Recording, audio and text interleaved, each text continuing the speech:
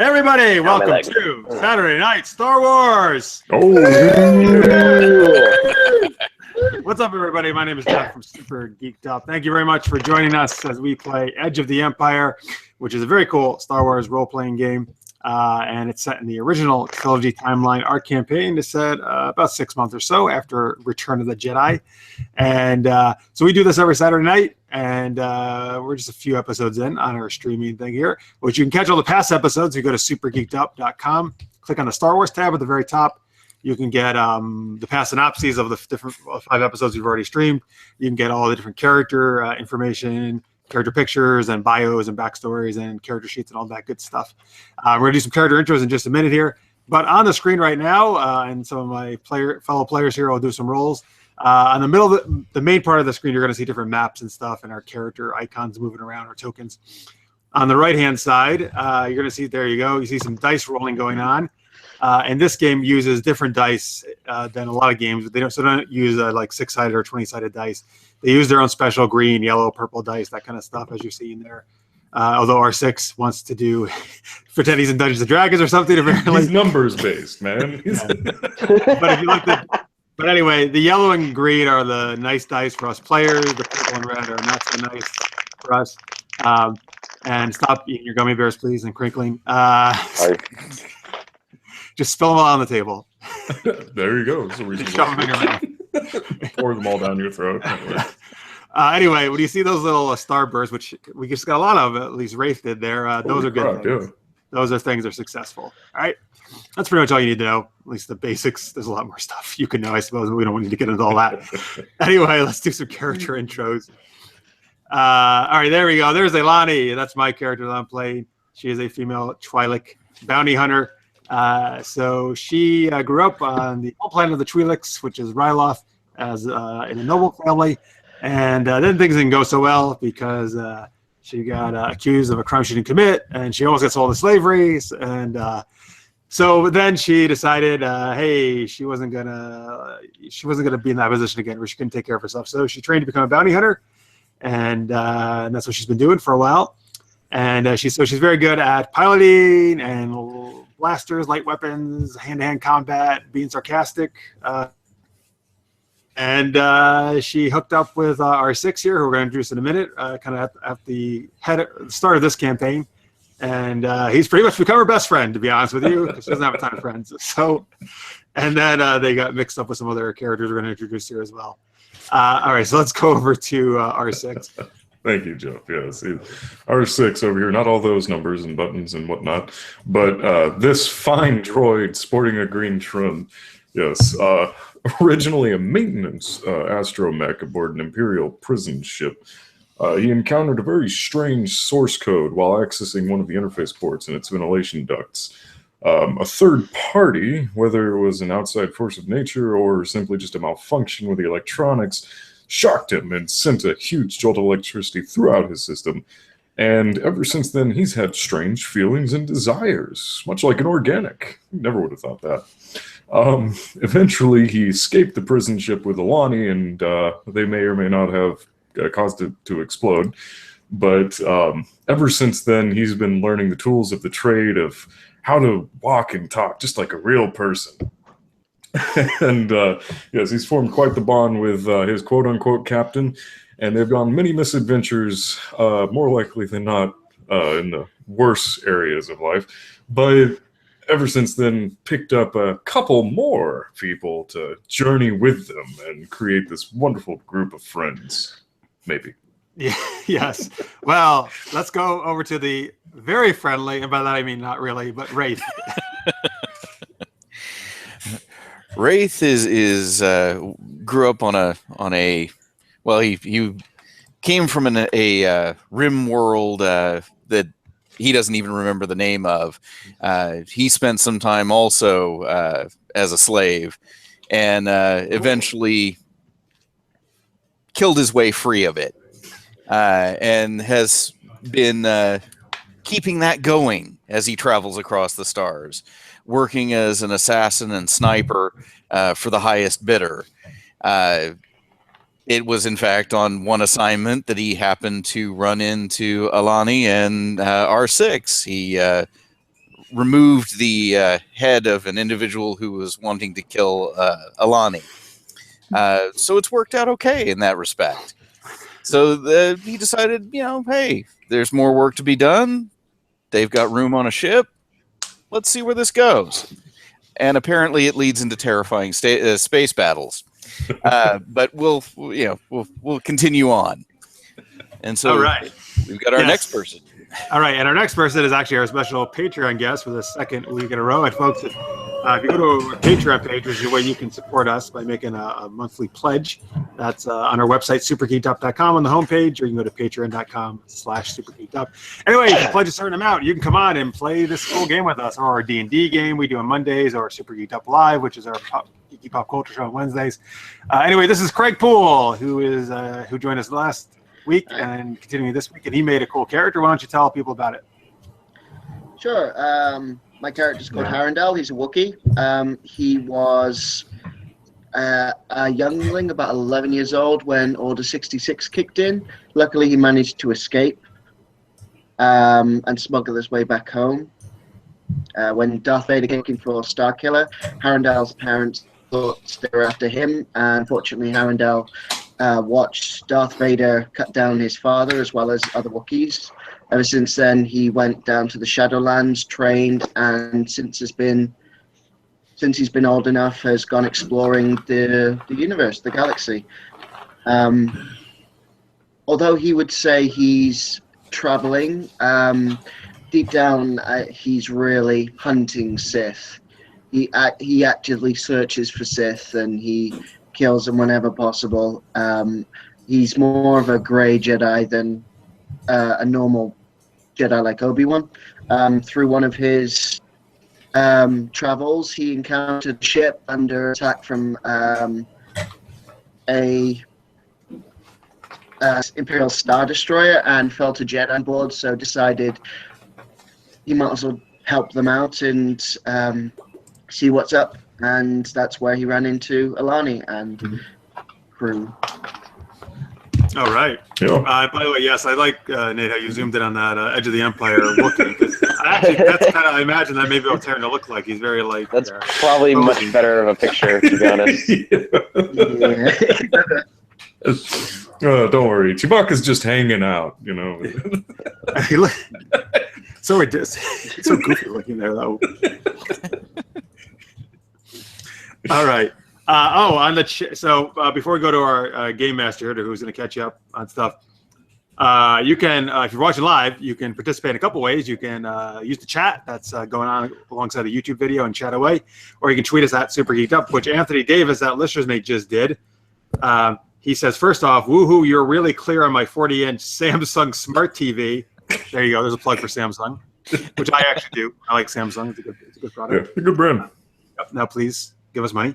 And he also says, is R6 like Data? Nate? Like Data? Yeah, Anthony's a huge Star Trek fan, as am I. Well, for the most part, no. Data is obviously much more human-like than R6 could ever really hope to be. R6 follows pretty much just a set path of decisions and choice-making that eventually evolve into others that he can recall upon, but he is able to write new scripts to, obviously follow. I will say, I feel he's like Data in the respect that they both don't totally understand all the stuff that humans, intricacies of being a human, and social some of the stuff interaction. some of the social interaction stuff he does is very similar to Data, I think, and it's hilarious, basically. When is he going to start asking us to install arms and hands? Who knows? Soon. All right, let's kick it over to our game master, Tom, who will catch you up on what's been going on in the story. All right, so last session was actually really hectic. Everyone decided, I should say everyone. Aayl'ani, R6, and Raith were booking it out of Iriadu because they had a hurt Jedi on board, and the Imperials were right there behind them. They victoriously fought their way through a couple squadrons of TIE fighters fairly easily, I might add, and actually escaped the gravity well without actually dying to the giant Star Destroyer that I threw in as well. They also met the Sith guy's backup, who may or may not become something later on in the story. I will not say what or who. Well, let's see. And then afterward, they all landed on Sullust, I believe it was. Yep.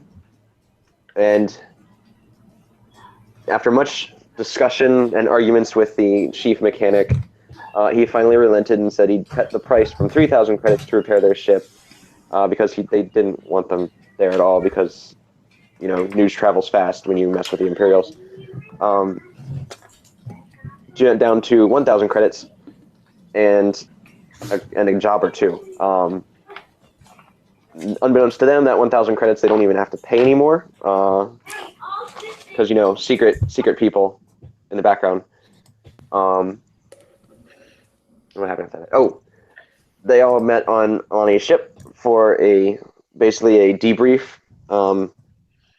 The Jedi who had been hurt was now awake long enough to help people out, give them some tips. Told Aayl'ani that she was actually force sensitive, much to the surprise of everybody on board, including Aayl'ani herself. Including her, yeah.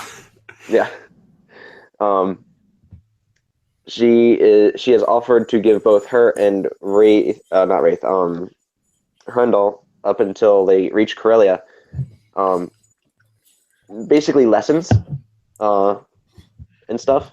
Hrundle because he's a Jedi, she's technically a Jedi Master, but and then Aayl'ani because as part of repayment, because the credits that she said she was going to pay, she doesn't actually have. But yes, the payment that she's going to pay Aayl'ani is lessons and a holocron, which no one can open at this point in time. And so that leaves us sitting on Sullust, waiting for a day or two while the ship gets patched up enough to be able to fly again without too much fear of falling apart. Bam. Okay, so they're working on the ship now. Mm-hmm. By the time you guys were already talking to the Celestian, they were already restarting repairs. They had started repairs almost as soon as you had landed. Thing. Yeah. Do you want to show the audience the ship? Oh, yeah, that'd be a good idea. And maybe that's for our character token seller. They should be. Cool. Yeah, I didn't mess with There you any go, of them. folks. You can see us there. So that's where we still are, right? Like hanging out in the lounge. Welcome Rodian's to the still fucking dead, lifestyles of the rich and famous. Which you may or may not actually be. Well, I would think more infamous. But... Infamy works for me. Yep. You are fatigued. Where's the fatigue button? There's no fatigue It's button. better Okay, to be fine. feared than respected. So on Twitter, listener's mate Anthony Davis says, "You do know that space battles are like churches because they have pew pew pew." I actually like that one. Just having grown up. There you go, Anthony. Yeah. I know he's been saying that actually a while now. I finally read it on there. So.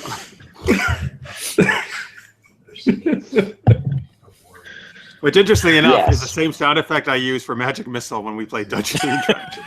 Makes sense. I But mean, that's okay, because they really are technically lasers that just auto-hit. Yeah, that's what I've always viewed them as, is lasers. I mean, technically they do force damage. They're technically lasers. Force damage, I mean, come on. Yeah. Yeah. Well, that makes sense, because both my characters use the Force then. It's what the Yeah, pretty stormtroopers much. wish they had. It really is. I Right, 'cause mean, they can actually hit something that way. Right. yeah, they can hit something like a spaceship. That's easy. You just aim in the general direction and it pretty much like gravitates towards it, but towards actual people, that's really hard. Okay, wait. So I think Aayl'ani has the holocron at this moment. Is that right? Aayl'ani, no, we stuffed it inside R6. No, we took it out. Oh, yeah, we took it out. Helena, and then Helena told me to hang on to it. Yeah. I think right now we left it in the middle of the table. Because what was that? We, or I guess maybe the other character. Oh, no. Everyone did find out that you might just be very force sensitive. Yeah. Everybody was there for that. Everybody. So I'm gonna Everybody do the flap. take the holocron and bring it over to Herondel and say, are you able to access this? I have no idea. Can I access this? You can try. I will try. What do I need to roll?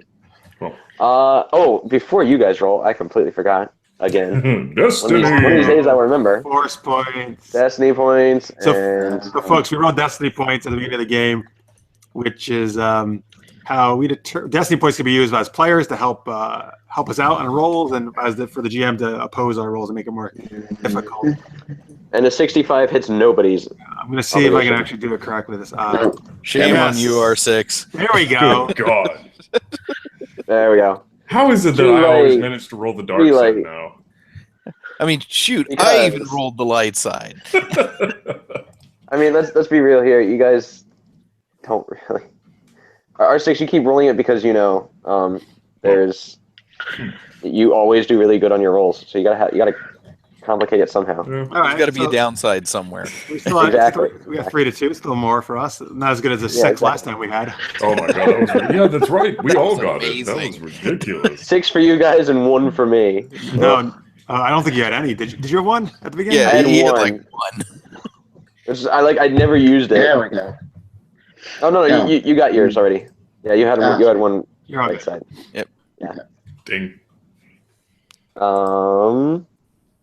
But yeah. but yeah, 65 Oh, hits hang nobody's on. obligation. So Tom, it just added another Yeah, I dark know. to you, so you can take it away. Craig, stop helping him out. Well, he already no, please rolled though. keep helping me. I know that's what I'm saying. Yeah, but I you didn't just gave press. him- Yeah, I didn't press You the roll right it from a button. I different pressed point. the wrong thing. Yeah, there's a button that says Roll Destiny. I didn't press that. Yeah, Oh, yeah. You well, I hit mean, that it one, was it automatically essentially the adds same it to the thing. counter versus me adding it. Okay. I'm Yeah. good now. Yeah. Okay. So what was I saying? Oh, yeah. Roll. What skill would that be? That would be roll me a discipline with a Mhm. force dice.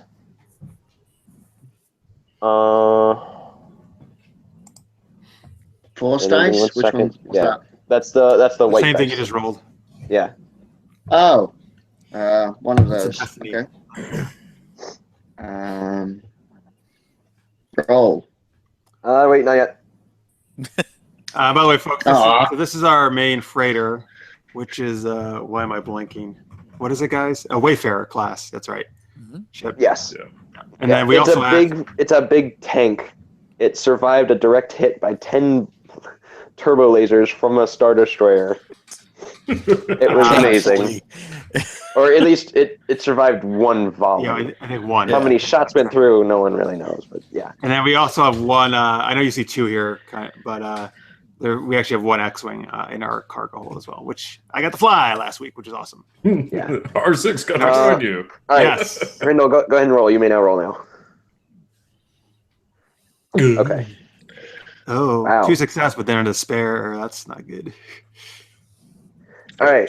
So you sit down at the table because you figure, actually meditating and stuff. Would you stop vibrating your darn phone? So you figure out. God damn it. Okay. You figure out. Whenever you saw masters back in the day, activating holocrons, they were always sitting in a quiet area. So you take this holocron, and you figure, well, the lounge area is a pretty good spot. It's probably not the best meditation area. So you actually head over towards the just through the doors right here, the double doors. I should change my color so I can actually make that scene. Oh. There we go. Right over here. Which I assume everyone else is following. Well, Nope, I'm good where I am. well, wait. Oh, I thought he. said Raith. Well, does he want to meditate by himself, or? That's it. That's a question you pose to him. I am. Well, yes, I'm asking. Okay. Arendelle, do you need to be by yourself? Not to like do some other stuff. Please don't do that. To actually meditate on this. That would be telling. You can watch if you really want. As long Oh as you yes, stay well, quiet. R6 and I love watching videos. Anyway, let's go do this instead. As they're saying that, yeah, I'm definitely staying in here. It's just like, I am not having a part of this. You guys have fun. Reaches for the bottle, pours another drink. And then heads towards the cockpit. R6 says before you both abscond into another part of the freighter, whether or not he should record this session. Sure. Okay, excellent. All right, so you just go ahead and move your tokens over, I guess. So Craig, you can move Okay. Arendelle Yeah, over. you here. should still be able to move Harndall. There he goes. All right, so yeah, you sit down right about here anyway. You put the holocron there in front of you. You close your eyes. You begin meditating, which you really haven't done in a while. You've practiced it when you were a kid before Order 66, and afterwards you were just a little too conflicted and stuff in order to actually achieve that peace that most Jedi can do, which is why you're gray. And also why you have your Black Force die on the roll there. Is because it's really hard for you. So you reach out in the Force. You see it. It's a nice big blue ball sitting there in front of you. You see Aayl'ani over here, slightly dimmer blue ball, but still bright.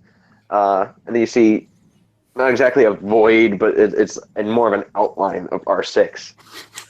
You're the void. It's not a void because the Force is in all things. So you see it, the Force is there, but it's more of an outline than it is like a flame sort of thing. Yeah. Because he's mechanical, he's not actually living. I'm sorry, R6. You are not your automaton self from D&D. I'm sorry to say. Aww. Yeah, so then you refocus on the holocron, and somehow you can move a couple parts, which you suspect is probably more than what Helena has done. But at the same time as you moving it, you feel this growing surge from inside the holocron, and to your mind's eye, there is a single face. You don't recognize this face, but it's a single face with a hood, and the only thing he says to you is, "You are not the one." Rude. Yes. And then you Okay. feel this growing sense of danger. I'll stop then. Okay, so you'll As soon as I just feel pull danger. back and... Yeah. Okay. As you pull only back... he saw this, right? Yeah, only he saw this. I'll describe what you guys saw in a second. As you pull back, the parts that had moved shift back in reverse, and it looks like just a normal holocron again.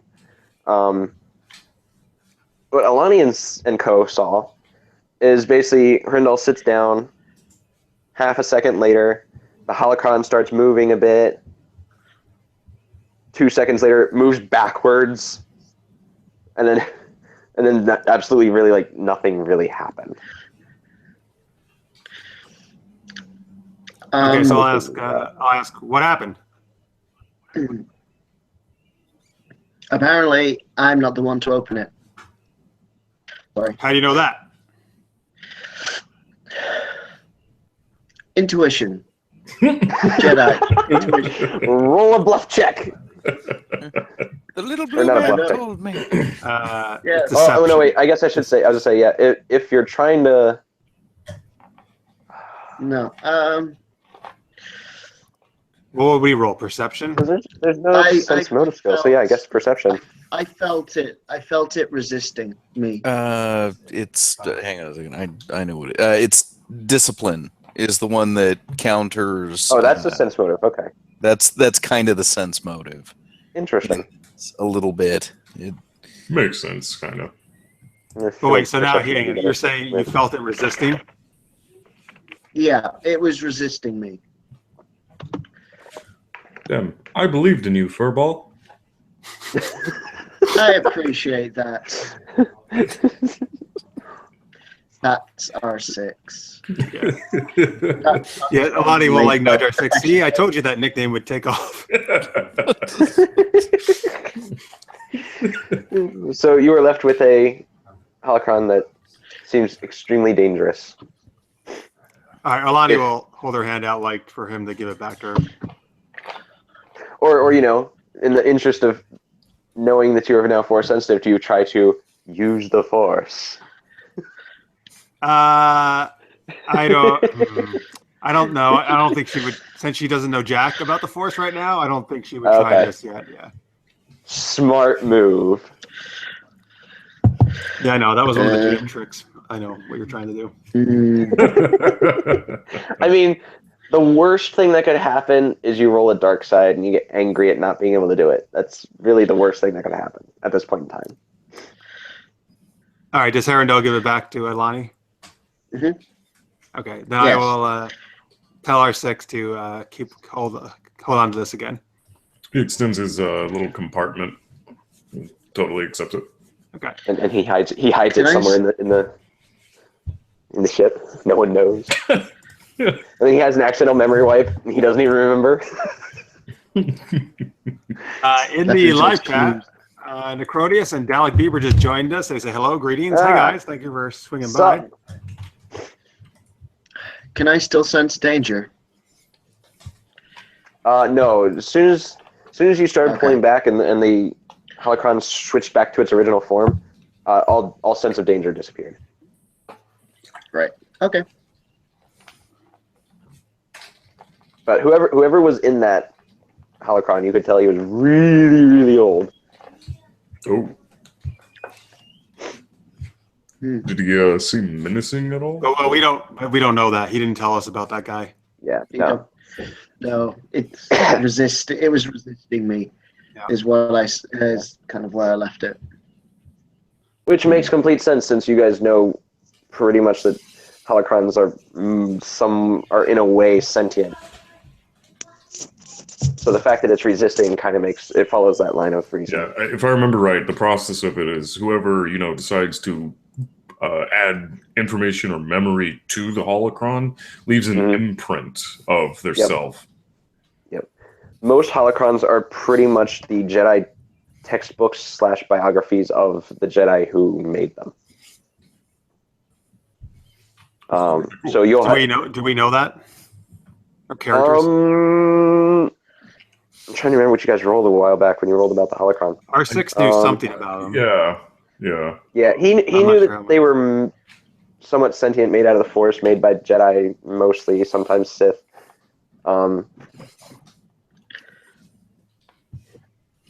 Okay. I can say that that would be common enough knowledge, even in this day and age, that the holocrons are technically considered Jedi teaching and are outlawed. That makes complete sense. Okay. Okay. Got it. Yeah. Well, in the meantime, R6 figures it'll fill his time with useful maintenance checks aboard the ship to see if everything's in order. Yeah, by all means, you could always help the maintenance droids too.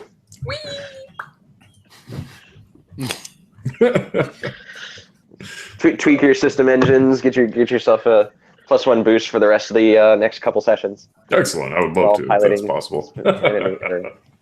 Piloting checks.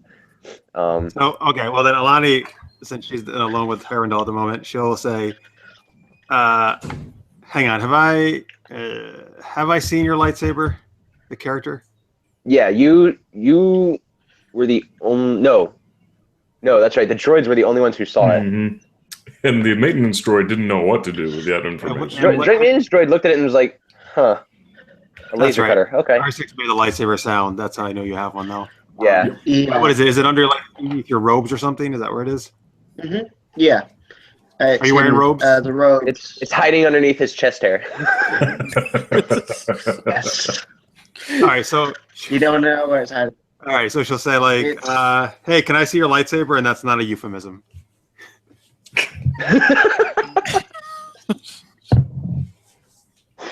I mean, like your actual real lightsaber. Yeah. I'll look around first, caution, kind of take out. Okay, can you describe it? What it looks like? The hilt? It's the hilt is the hilt is black with spikes kind of curling upwards.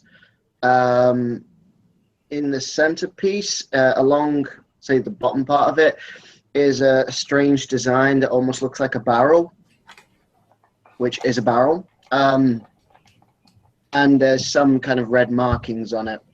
You know, he Little, like, acquired hatch from- marks. Yeah, he acquired this from another Sith that he managed to kill. So And is it so? Wait, is it straight across or does it have like a curve? it's straight across, but there's kind of some The spikes markings are- and Yeah. black. Okay, let's just It say. doesn't look like a lightsaber a Wookiee would typically make. Well, okay. Well, I and she have no idea what a Wookiee lightsaber would typically look like at all anyway. So, That's true. so she, It doesn't, so it would be it like, doesn't look like what you would assume a lightsaber would be. It's usually grey and with pieces sticking out like a Jedi. so this is smoother. Yeah. Gotcha. Well, that makes much more Yes. sense. And yeah, All right. Well, Aayl'ani will say then. Oh, that looks really cool. Can you turn it on without damaging my ship, please? He accidentally drops it. yeah, he'll look around and be aware of what's there, and then activate it so the blades come out. There'll be purple blades, solid blade, so it doesn't kind of do what It's a double side bladed, Both. right? double bladed, so it'll shoot it out both sides. I'll activate the double button. Okay. So, Tom, has Aayl'ani seen like? Does she know what a lightsaber would look like, or she has seen like maybe like a holo vid or something? The only one you've officially seen in person is the one that the Sith had. Right, but but she's seen that activated, obviously, then, because he was fighting us. She saw it activated. She has not seen how. But to activate it. would there be like, I'm just trying to think of like in reality, would there be like entertainment stuff or something with like, almost like, like a holo movie or something about Jedi and stuff like that, entertainment wise? Or... With as fascinated with various outlawed videos as you guys are, I'm going to say, yeah, there probably have been many a movie made, more times than not fictional, of the exploits of Jedi. Okay. And you've seen the more awkward ones. Some of them. There have been some really good ones, actually, like, the recreation of the Mandalorian Wars back in the day, before the Republic. Well, there you go, folks. If you're watching, you can suggest some Jedi like titles of I don't know, like holo vids or whatever they might. These are not XXX titles, folks. These they can are be. actual PG-13 and R-rated movies. Because not last week XXX. we got some excellent triple They X were titles, very yeah. and our six even downloaded one, right? Yep. He actually downloaded the most he did. infamous one at all. It's a tramp. Akbar's favorite. It's a tramp. The self-claimed Admiral Akbar's favorite. Right. No one Well, actually that's has what confirmed they that, and put he on the- hasn't said. That's what they put on the case. That's what they put on the case. Yeah, they say. We don't know if it's actually his favorite, but that's what they claim. Quick question. Apparently, when it first came out, they did ask Akbar, but Akbar had no comment because he was a little busy. And not that kind of busy. I got it. Okay. He is running a rebellion here. I mean, come on. Right. Trying He's to take busy. down the second Death Star. Yeah. Yeah. Okay. So, all right. Well, anyway, she will say then. I thought lightsabers usually only had one blade on them. Some have two.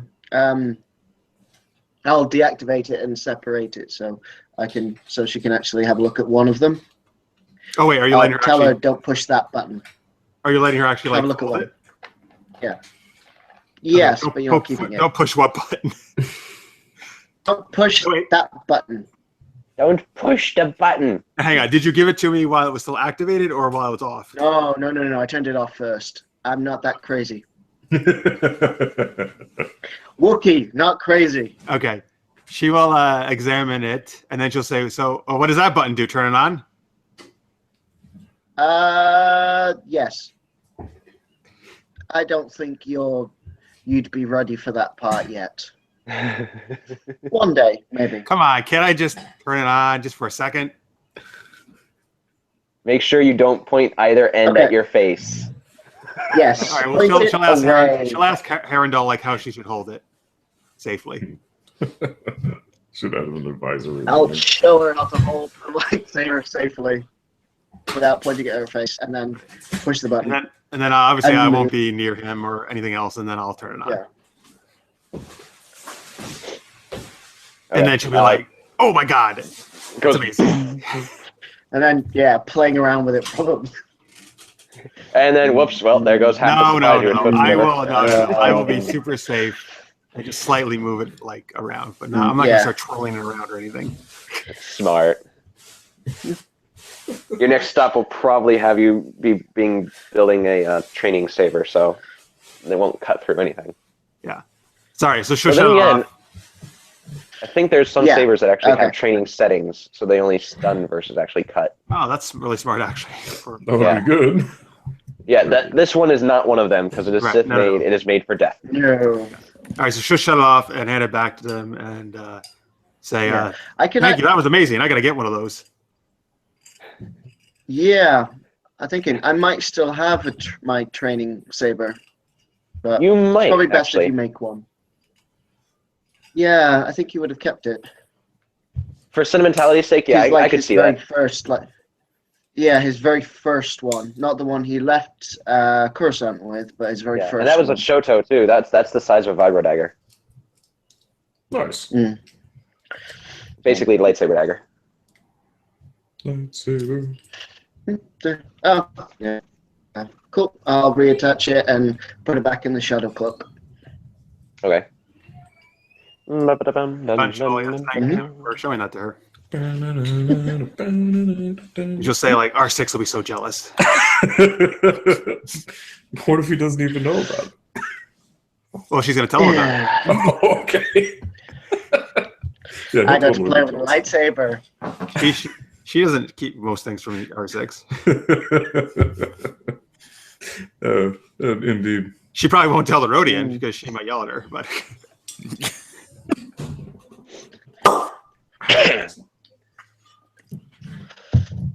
All right. all right, I guess then she'll go back out to the lounge and kind of check on how the repairs are coming, or maybe go outside or whatever. Okay. From what you can tell, it looks like they'll take probably the rest of the day, maybe half of tomorrow.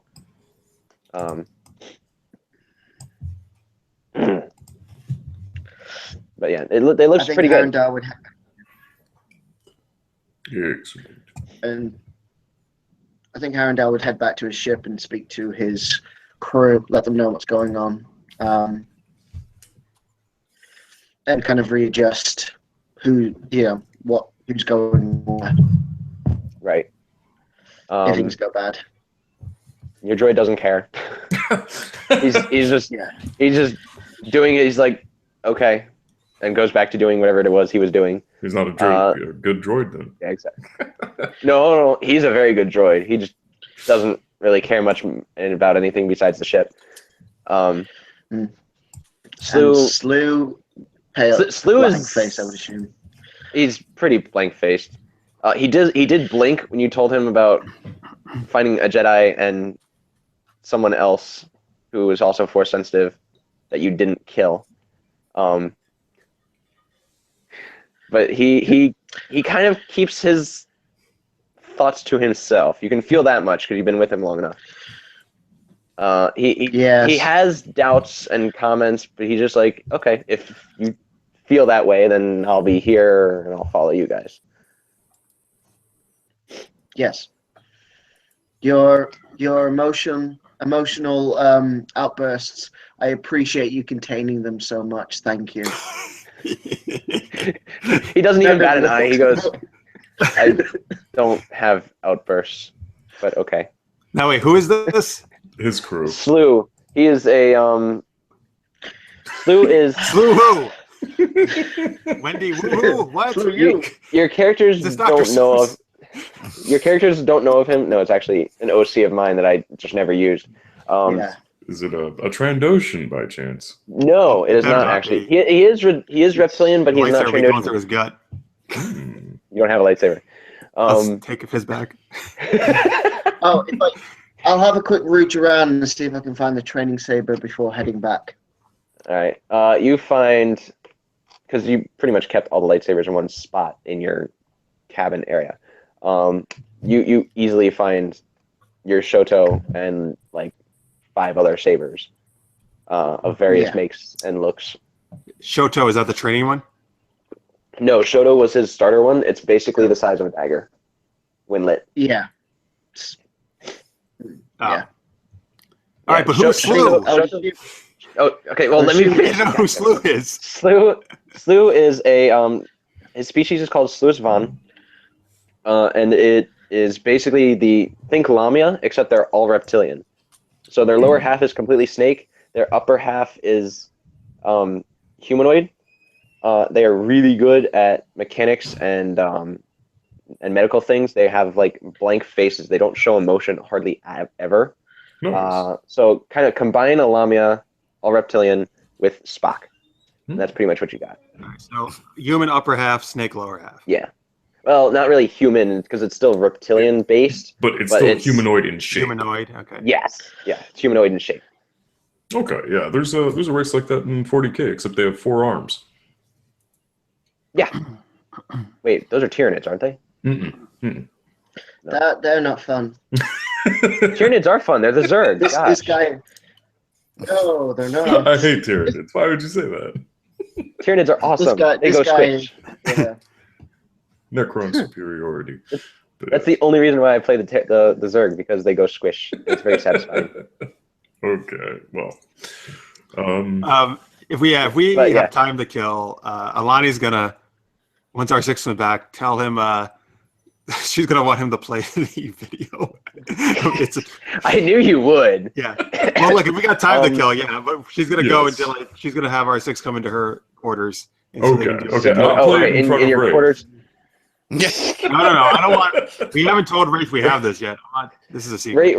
Raith wants nothing to do with you two and your force sensitiveness. He, as far as he's concerned, he's locking himself in either his bunk or the bridge, and he ain't leaving.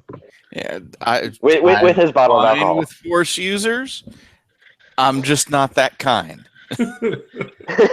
So, He's not sociable. leaving the engine room, R6 sees that Raith has probably been, sucking down that alcohol for a while. Maybe not at a fast pace, but obviously he's enjoying it. He's tipsy. He's tipsy. Okay. R6 will inform him that the strong stuff is underneath the cabinet. Ah, And here you had thought you'd been drinking the strong stuff. that's all right. I'm good now. The captain's reserve. The captain's reserve. Well, bye, Aayl'ani. There goes your bottle of prized Corellian whiskey you've been saving for 5 years. Well, he doesn't probably know R6 did that, right? Even if he did, No. she's like, I don't care. I'm about to see the most amazing porn video ever, so who cares? He probably got a ping from the captain, like, hey, come visit the quarters. I have something important to talk about. And he's like, oh, sure, yeah, I've got nothing better to do other than fix up this. And on his way out, he's like, yo, so there's that thing that's underneath the cabinet. Enjoy.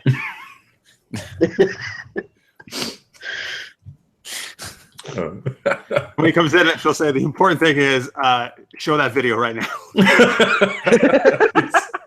He's like, no problem, boss. Would you like it on your main screen TV? Now, how does this actually work? Are there things, or is it really just like projected as like a hologram almost? Like, how does it? It depends. Yeah. You downloaded both versions. There's the hologram version, Oh, and I want there is that. the one where you can watch the TV version. No, I want the She hologram. wants the 3-dimensional, baby. Okay. Okay. So yeah, The eventually. downside is that the 3-dimensional is viewed almost as almost like the TV one, except you can it's like walk monochrome, around it, only sort of. shows up in blue. Yeah. But like if it shows in blue, and when it But you zooms can in on walk around certain and get different areas, angles, right? yeah. But when you zoom in on certain, when the camera Things. zooms in on one area, you can't like walk around and see like, oh look, here's someone's head over here. You can only see that section. Yeah, I get it. Yeah. Okay. So he scoots up to one side of the room to create his little, taking up as little space as possible and allowing I guess maximum she should, movement. And then she'll go here. starts. She'll lay on the bed here, so he can get in the center. He can project in the center of the. Yeah, he starts screening it right there in the middle of the room. And the doors are closed, by the way. So. Of course. I can imagine. No. You take a little time to fiddle with the volume, make sure it's not too loud. They're gonna say fiddle with something else. I was like, no. No. And then fade to black for 2 hours. And 2 hours, really? Oh, that's pretty good. Jesus. Yeah. Wow. Well, that's how long the video is. I mean, you can stop it halfway through or whatever. Oh no. Once I watched the whole thing. Okay. Assuming it wasn't too disturbing or anything. High or low? Hi. Yes, I was going to say hi. What do we get? Oh, crit! Oh, schnick. Bam! That's as high as you can get. Actually, Nice. the crit doesn't actually matter in this instance. But it does because it's as high as we can get. So that should mean we get It extra is. stuff. It is. That's immense. But that makes sense because it's Basically, it was 1 to 10 or 1 to 10 or 11 to 20. You got 11 to 20. It just happened to be in 11 to 20. Let's see. Okay, so yeah, it was extremely enjoyable. There might have been 1 or 2 parts you probably would have changed, and the acting in those parts seemed a tad forced, but it was a great movie. Okay, I wasn't expecting too much from the acting, but Okay. That's good to hear. It was actually pretty good. This entire thing made you think like, oh god, this is like beyond Hollywood production here. This is like pure gold. Whatever the Star Wars equivalent of Hollywood is, yeah. Right. Pretty much, Whatever planet that is. Whatever. Yeah. Wherever that was. That'd be great. Zeltron's run the business. Yeah, who just did all the entertainment stuff? That would be great. I would, yeah. Like Ryza on It's Star called, Trek. it's called Aayl'ani. Oh wait. Come on. Too soon, man. Too soon. Anyway, so that was basically amazing, right? It was beyond amazing. Yes. You thoroughly enjoyed yourself. Oh my One way or god, another. that was the greatest video I've ever seen. What'd you think? I couldn't watch it. I was in video play mode. Wait, It's can you true. really? No, hang on. No. You When you project a You have hologram, you two can still see it. outputs. You have 2 outputs. You have your camera lens, which is Yes. only for seeing. You have your holographic lens, which is your hologram and stuff like that. Well, You can totally watch it if you wanted. I was mostly confused, Chief. Is that what you organics refer to as dancing? Yes, it's a special kind of dancing. It's very It's baby pleasurable. droids. It's very pleasurable dancing. Sometimes that dancing leads to small humanoids being made. Is that true? When a mommy and a daddy love each other very much. I don't think there was like loving really going on in this movie. Very odd. Droids are reproduced very differently. That is true. We probably did not pick up on the subtleties of this amazing film. Now, I have to ask, are all organics interchangeable like in this video? Trying to figure out what that means.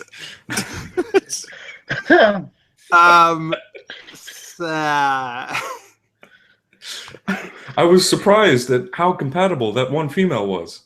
Oh God. There's like 5.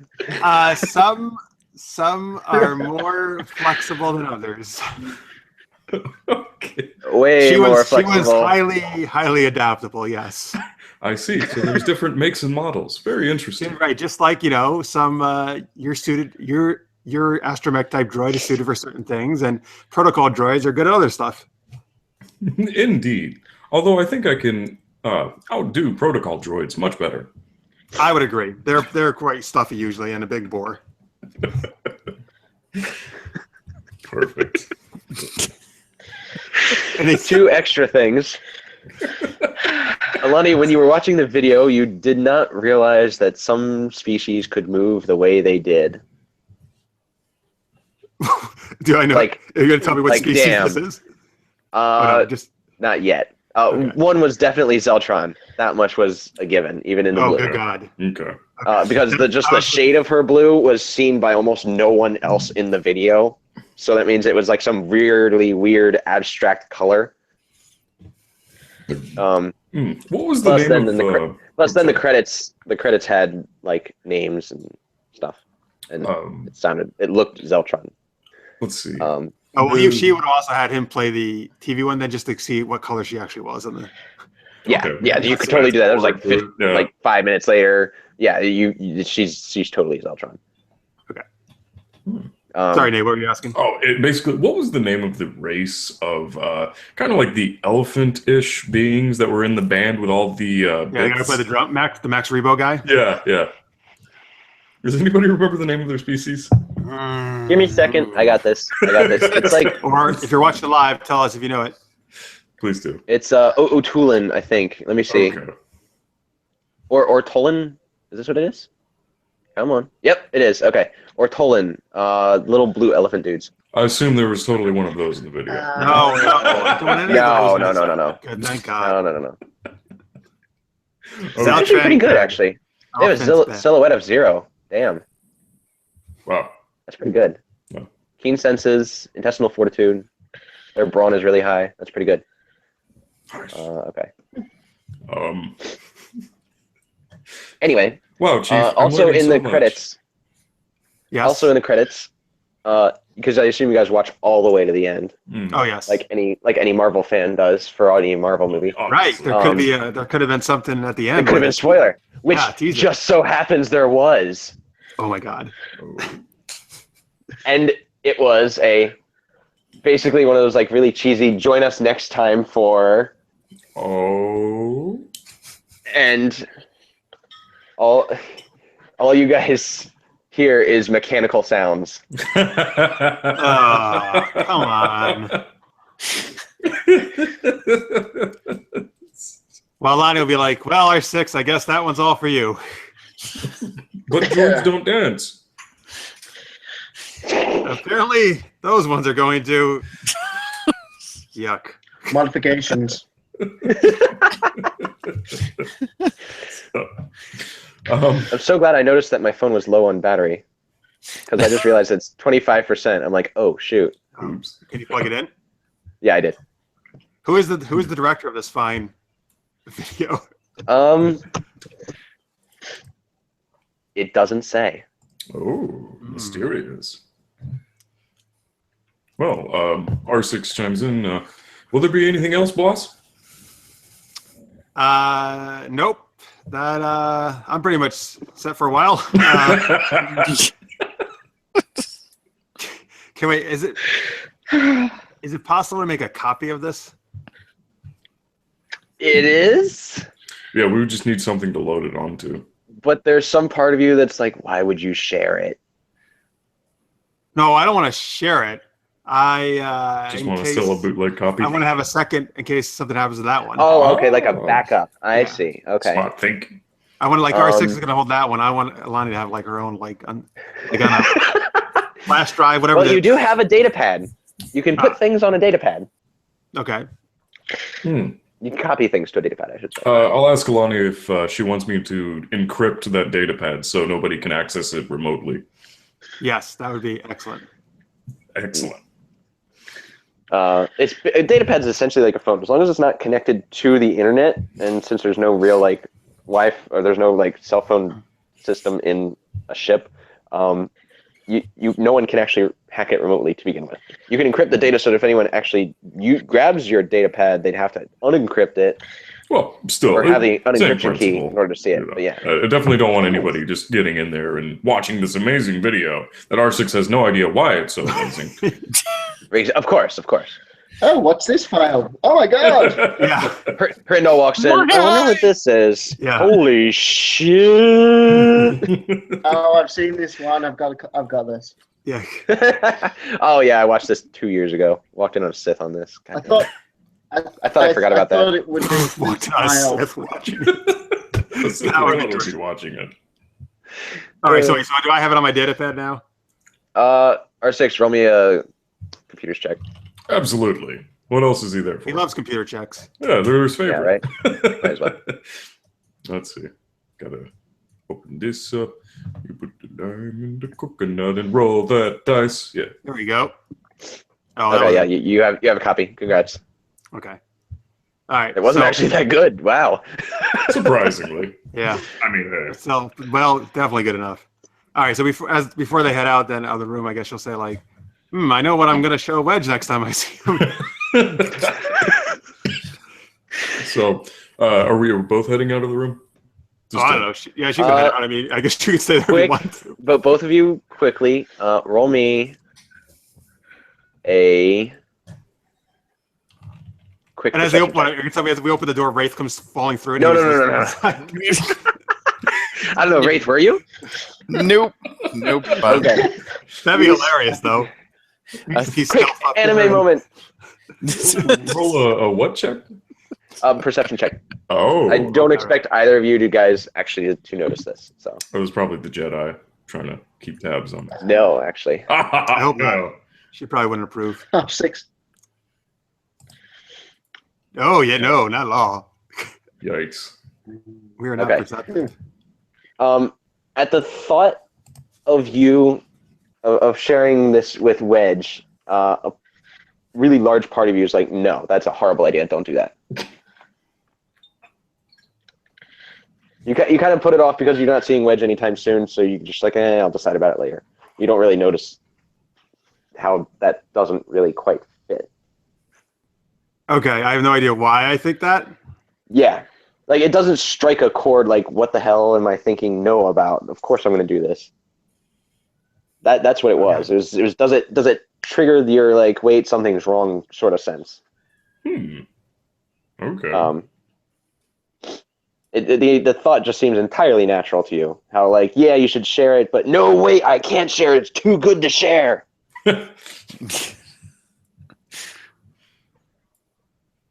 All right.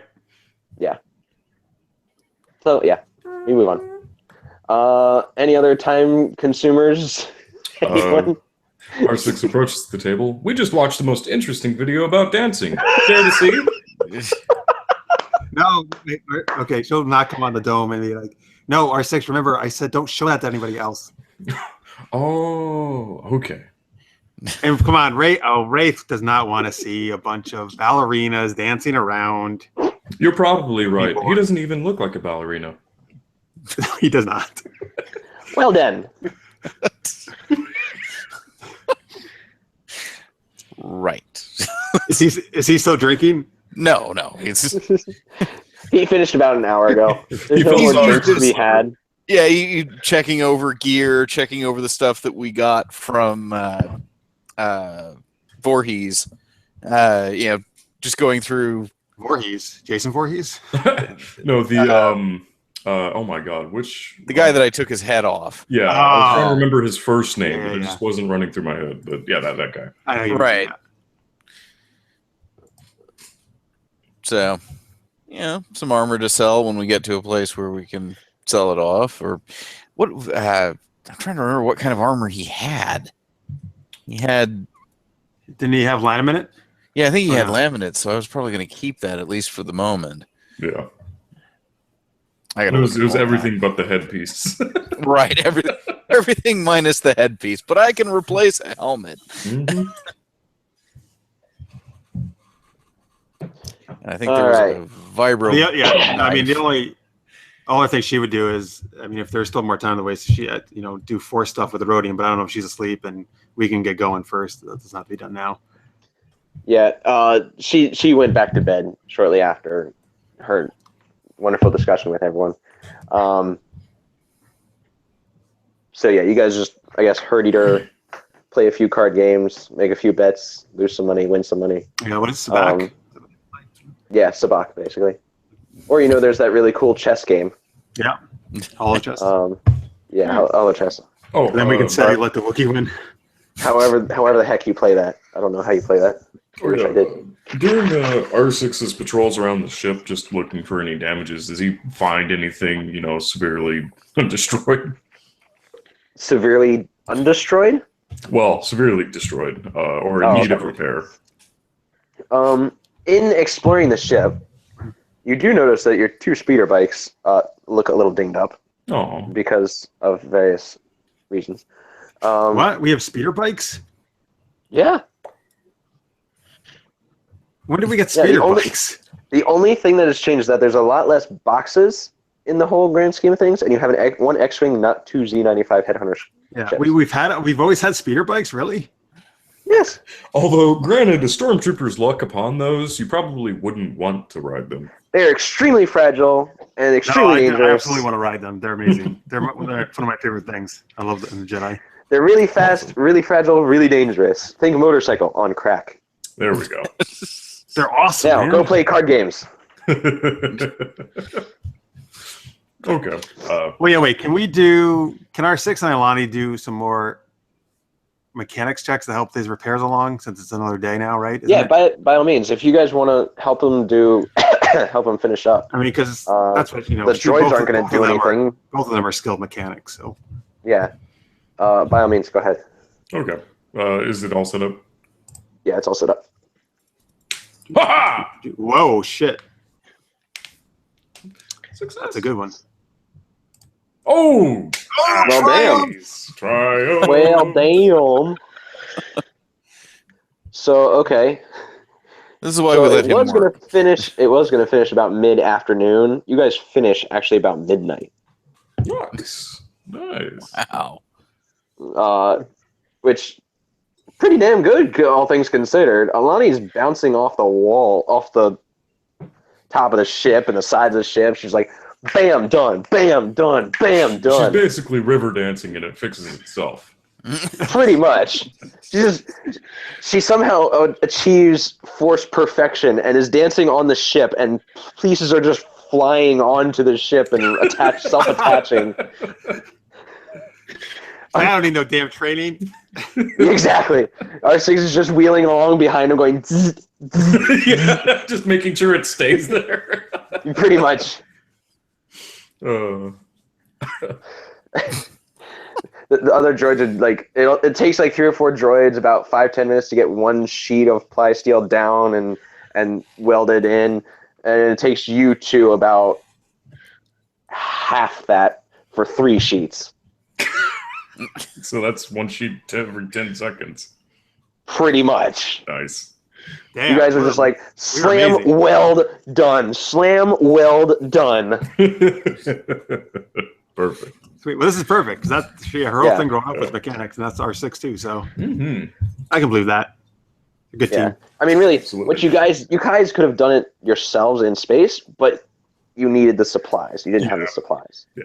R6 gives Aayl'ani the droid equivalent of a high five.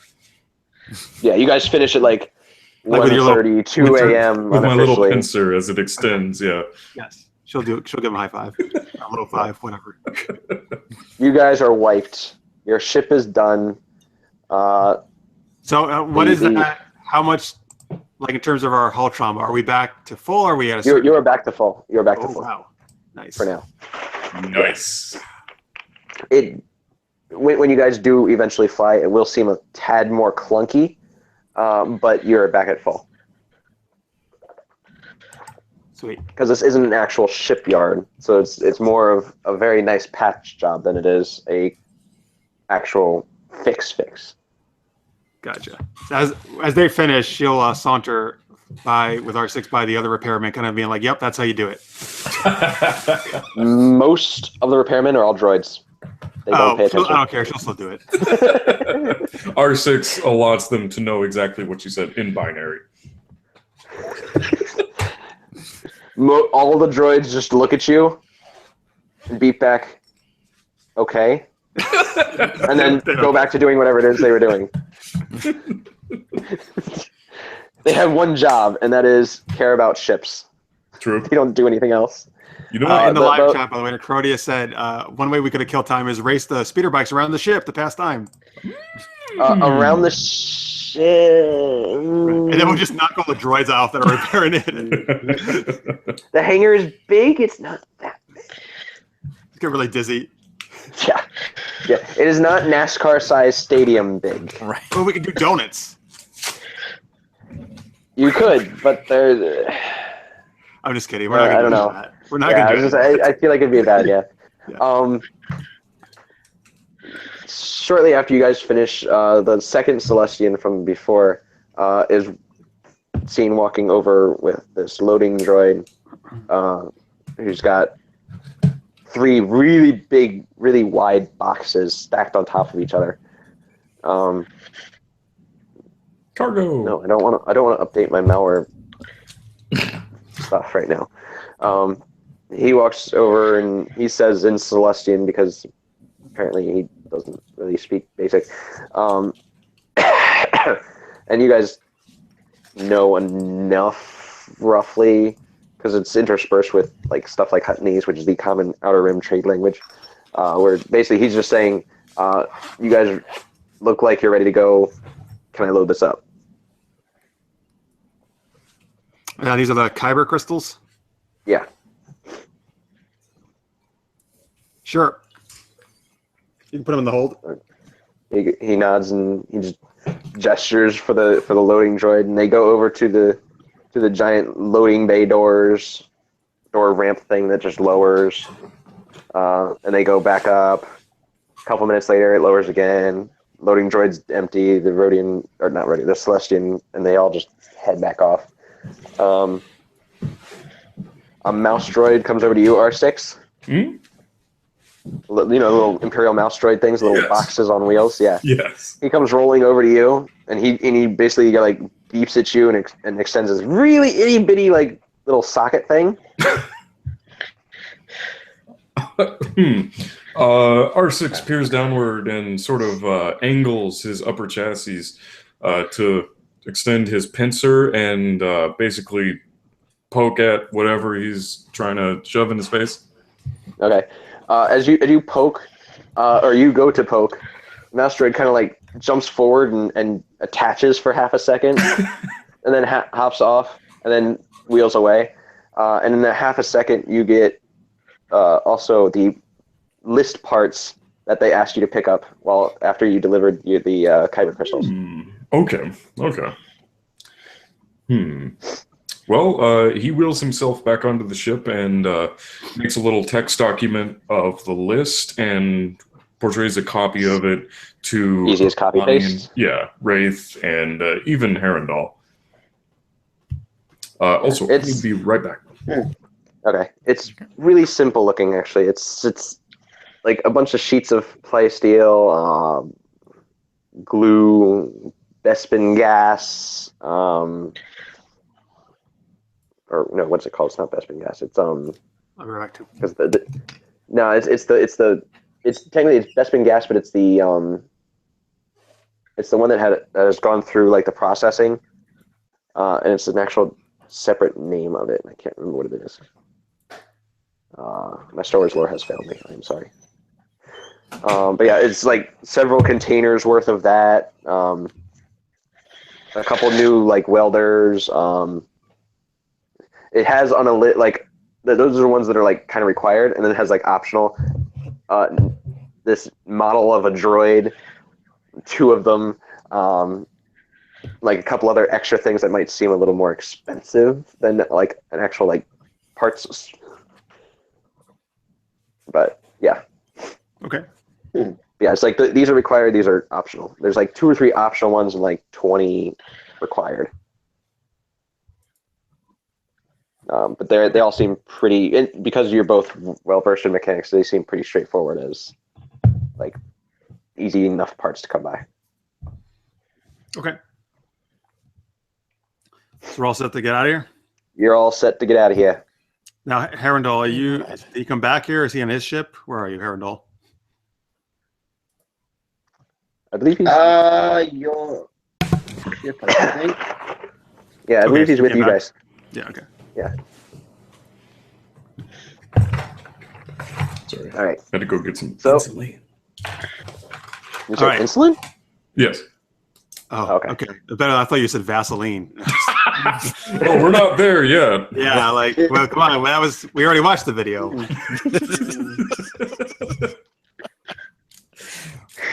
Right. Right. All right then. All right. Well, then, yes, Aayl'ani obviously will go to the pilot seat. Okay. Oh, by the way, wait. I have a question for you guys. What's the thing? You know, the Millennium Falcon, the ramp they walk down. Mhm. Is there an actual name to that? That's just the loaded. That's just the entrance ramp, All right. Is that just what you call it? There's no other name to it? pretty much. All right. I never know how to describe it. Okay. That's fine. Okay. Please continue. Okay. I'm just finding you guys again here on my map. Ah, there you are. Okay. So you guys do your actual like slow start up, so you're not causing strain to the ship. Not that it really matters at this point in time. And go through all the things and blah blah blah blah blah, and then you head out, get out to this point, and pew, you fly away. And about 5 hours later, unbeknownst to you guys, a smaller frigate kind of ships in, and things happen. Okay. And you are off. Where are these crystals supposed to be delivered to? Commodore, it's close to Corellia, sort of. It's not attached by a trade route though, so you have to like stop and individually plot each jump. I see it. Um, Well, all right. We would hit Corellia first then. yeah, Corellia's pretty much your primary destination right now. Fair enough. Because we have all the supplies for the rebels, and we have the Rodian obviously who wants to go there. Exactly. And you can turn on autopilot because your next big stop is going to be Yagdul, which is a trade planet, but it's not as big as Iriadu. Oh yeah, that's where the two hyperspace lanes meet. Yep, and that's when you're switching hyperspace lanes too. So. Is there any way I can go ahead and interact with the ship's astrogation systems to hopefully chart a quicker course? To Corellia or? Whichever destination was closer. Corellia is definitely closer, and you've already done that. Okay. Yeah. Yeah, I think since that's on major hyperspace lanes, it's probably not too tricky to get there. Yeah, no. Once you get to Yagdul, you're a little over halfway there. Okay. Do we have to stop there? 2 days. No?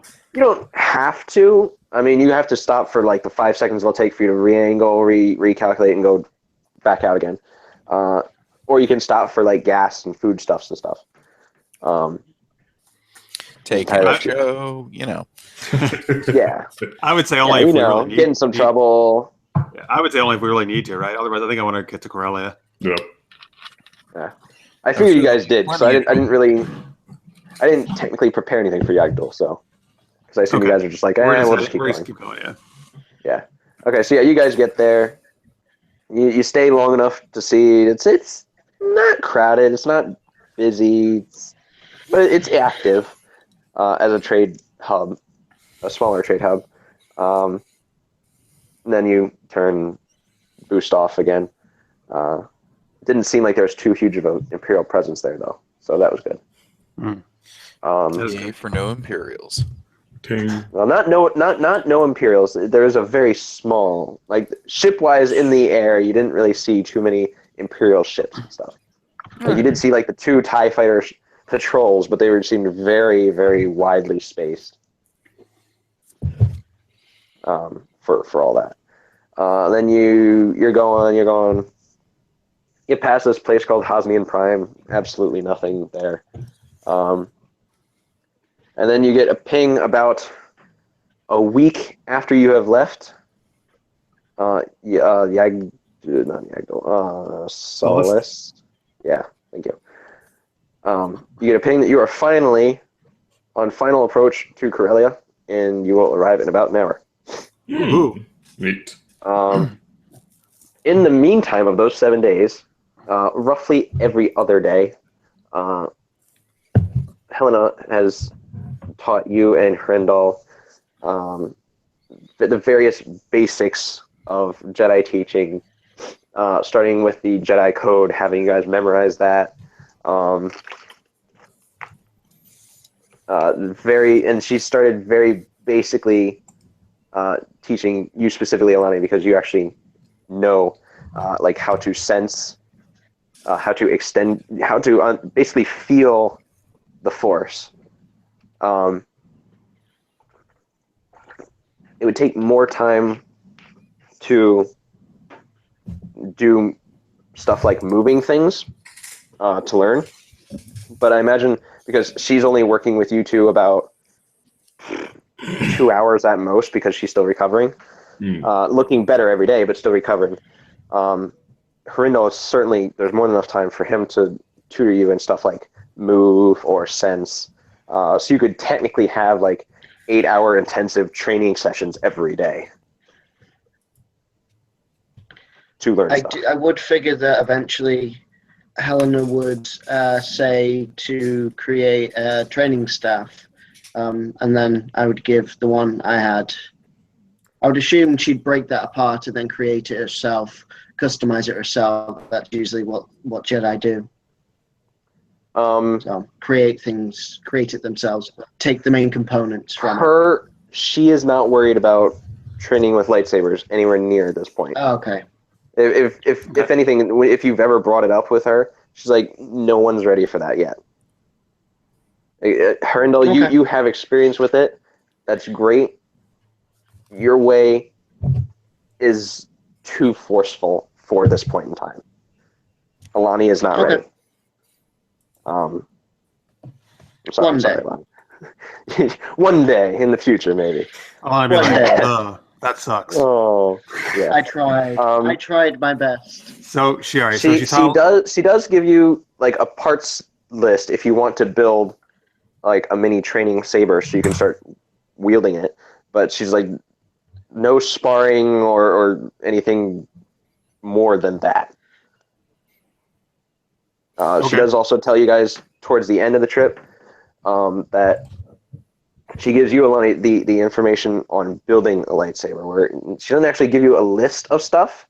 She says this is what you really typically need are a focusing crystal, a lens, a power pack, a casing. If you want to write these down, I can repeat myself. And shoot, I should be blanked out.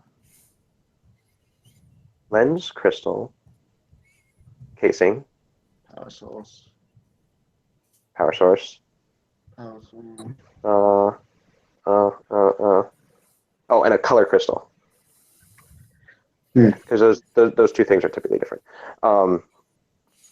Those are typically the 5 things you need. She will not give them to you. You have to find them yourself. Only you can build your lightsaber.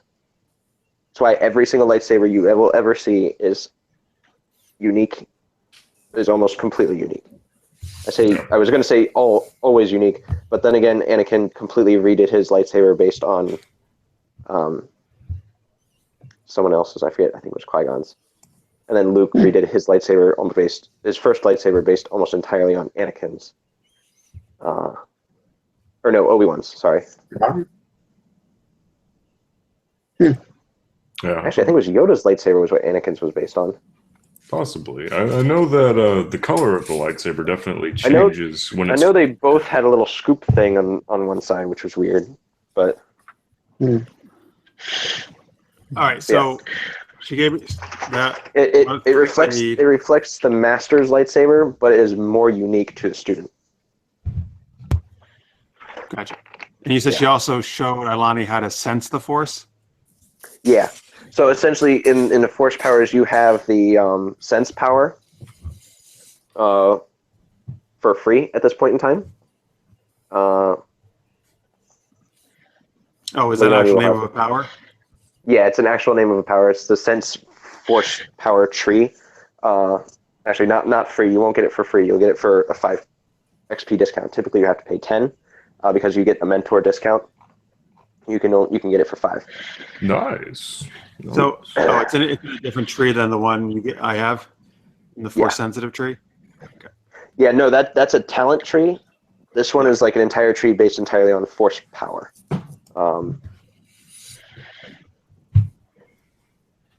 Yeah, and then depending on if you and Herindel decided to like spend extra like intensive time trying to expand your abilities a bit to like moving and stuff. Probably would, And I would since can't teach her to use lightsabers. So yeah. Then I would say that also you can get the move force power for the 5 XP discount as well.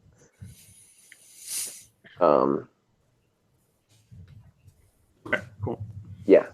So that basically means if you roll a force dice, and if you roll the white one, there's no real long-term cost for you. You can move something of silhouette 0, I think, which basically means like simple objects. If you get a dark side point, you can still technically do it, but you do it angry, which you now know is really actually kind of bad. If you use the force while angry, that's kind of bad. Right. R6 beeps a few times and rolls toward Aayl'ani and Raith if they're congregated together, and says, I feel this strange sensation that I've been too far away from Scopes. What if he's hurt or damaged? You must have the force too. Well, you can sense. It's not as clear as with it is with Herindel, because Herindel has experience and years on it, but Aayl'ani, you can kind of see the vague outline of the force around him. It doesn't burn like it does with Helena or Herindel, but there's a nice outline there. Oh, just like R6, you're glowing. he scans himself real quick. I detect no odd symptoms. No power surge. I guess it's a force thing. Anyway, well, once we deliver these supplies to the rebels, maybe they'll have some news about Scopes we can find out on Corellia. I hope he's had progress in his training.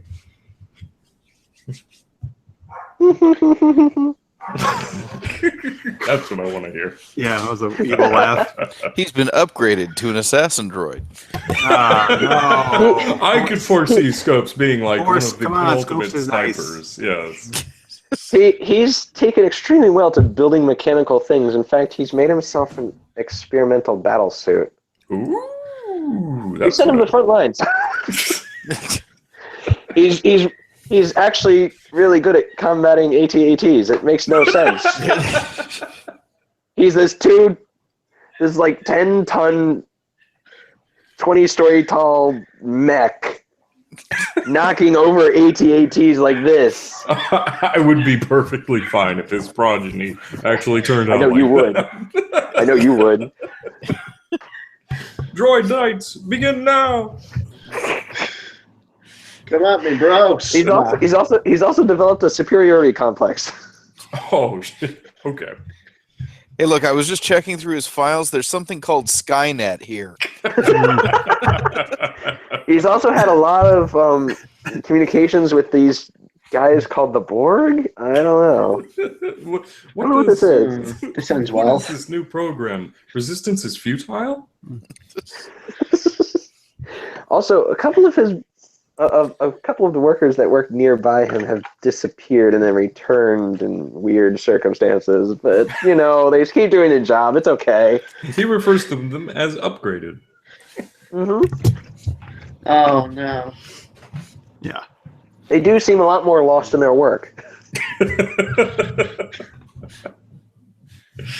Oh god. But no. So wait, does that cover all the force training stuff for now? That covers pretty much all Yeah. the force training stuff, yeah. I can come up with like a complete list of stuff that you now learn later on if you want. Sure. Okay. So yeah, you get your ping about an hour out. Helena's just, she's well enough that she's not teaching now, but she's like sitting out here with the rest of you guys on the couch. Okay, that's good.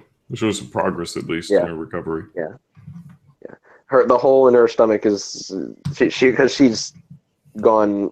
She's covered herself up during training, but she doesn't have the bandage on around her stomach.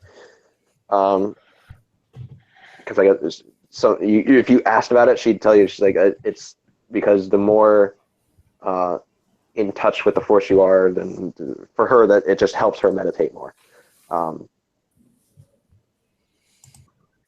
But yes, the hole in her stomach is almost gone, as is. So. Okay.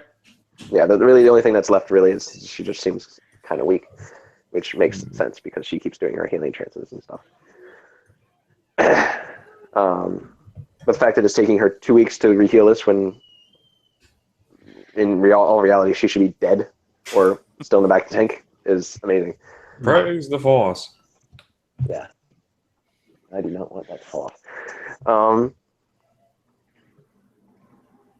Yeah, so you guys pop out of hyperspace, and the Corellian system pings you guys and says, basically, it's the automated system because this thing is huge trade hub. You are in the smack damn middle of the core world systems, or pretty much the smack damn middle. Aayl'ani had 3 space stations. This one has 6. Okay.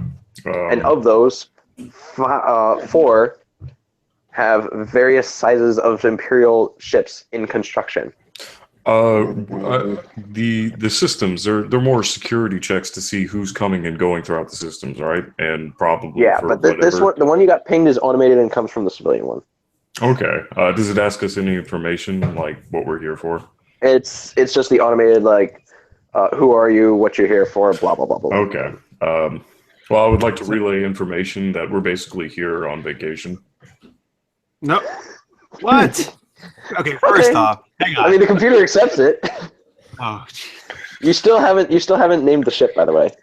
Yeah. A lot will be like, R6, did you just become captain or something? No, He is the driver. He's not the driver.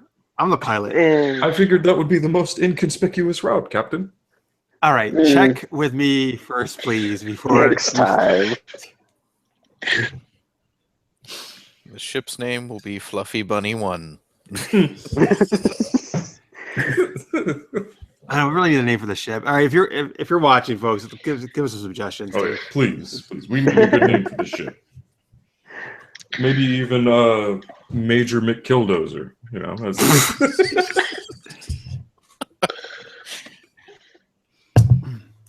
Oh, okay. Did it fix? Yes! My DS is fixed. I don't know what you're talking about. No, you guys, it's completely different. Sorry. Okay. My DS, the SD card was too small, so I had to switch it out. But all my saved games were on the other one. And so I contracted someone to see if they could get all my saved games from this game onto this one, the bigger one. And so I got notified that it was all good. It's all fixed. Sweet. Nice. That's good to And I hear. just got to go pick it up. All right. So what? All right. It just lets us go land. Yeah, because it's all automated. You can't have an individual person for each one of these ships, and there's thousands in orbit. So it's all automated. It's just it pings you, give me the information, you send the information, and it almost immediately pings back. Here's your landing zone. Go. Sweet. Yeah. There aren't enough people to take care of all this. Exactly. I'm not old enough for this shit. Corellia looks like a pretty simple planet from both. It's Earth-like. It's got water. It's got grass. It's got giant sprawling cityscape. Essentially New York, if you look at it from that point of view. You guys go and fly in, land, no problem, blah, blah, blah. Unlike everywhere else, or most everywhere else, you don't even get a welcoming party. Good. Wow. Yeah. That. So you get this droid that just rolls up with a data pad that has your information listed and just asks you to confirm it. Okay, I'll confirm it. Okay. Assuming it was And then correct. it pretty much says exactly the same thing that R6 sent in. All right. She'll be like, "Yep, it's my vacation." glare at R6. Droid doesn't see any of this because it's got simple programming. It's here to do its little secretary job. It takes the data pad, pushes another 2 buttons.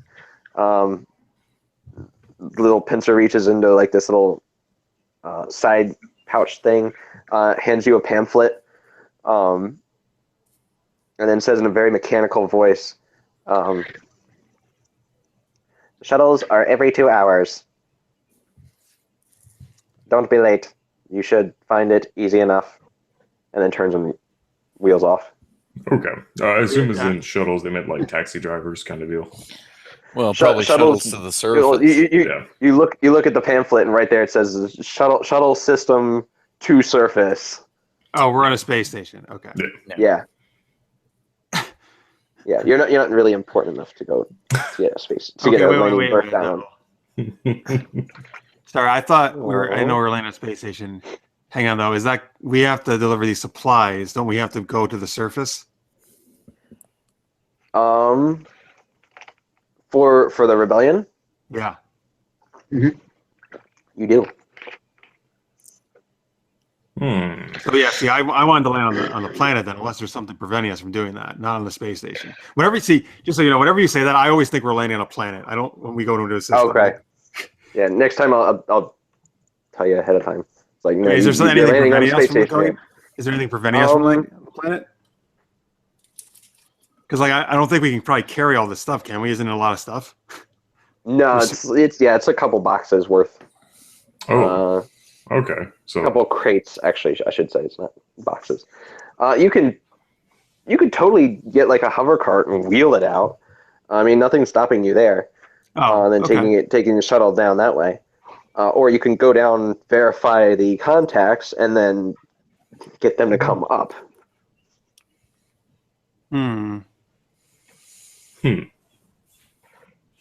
You could tie into our vacation plan. Wandering around with a bunch of stuff, just hoping to run into the right people and not run into the wrong people seems not a good plan.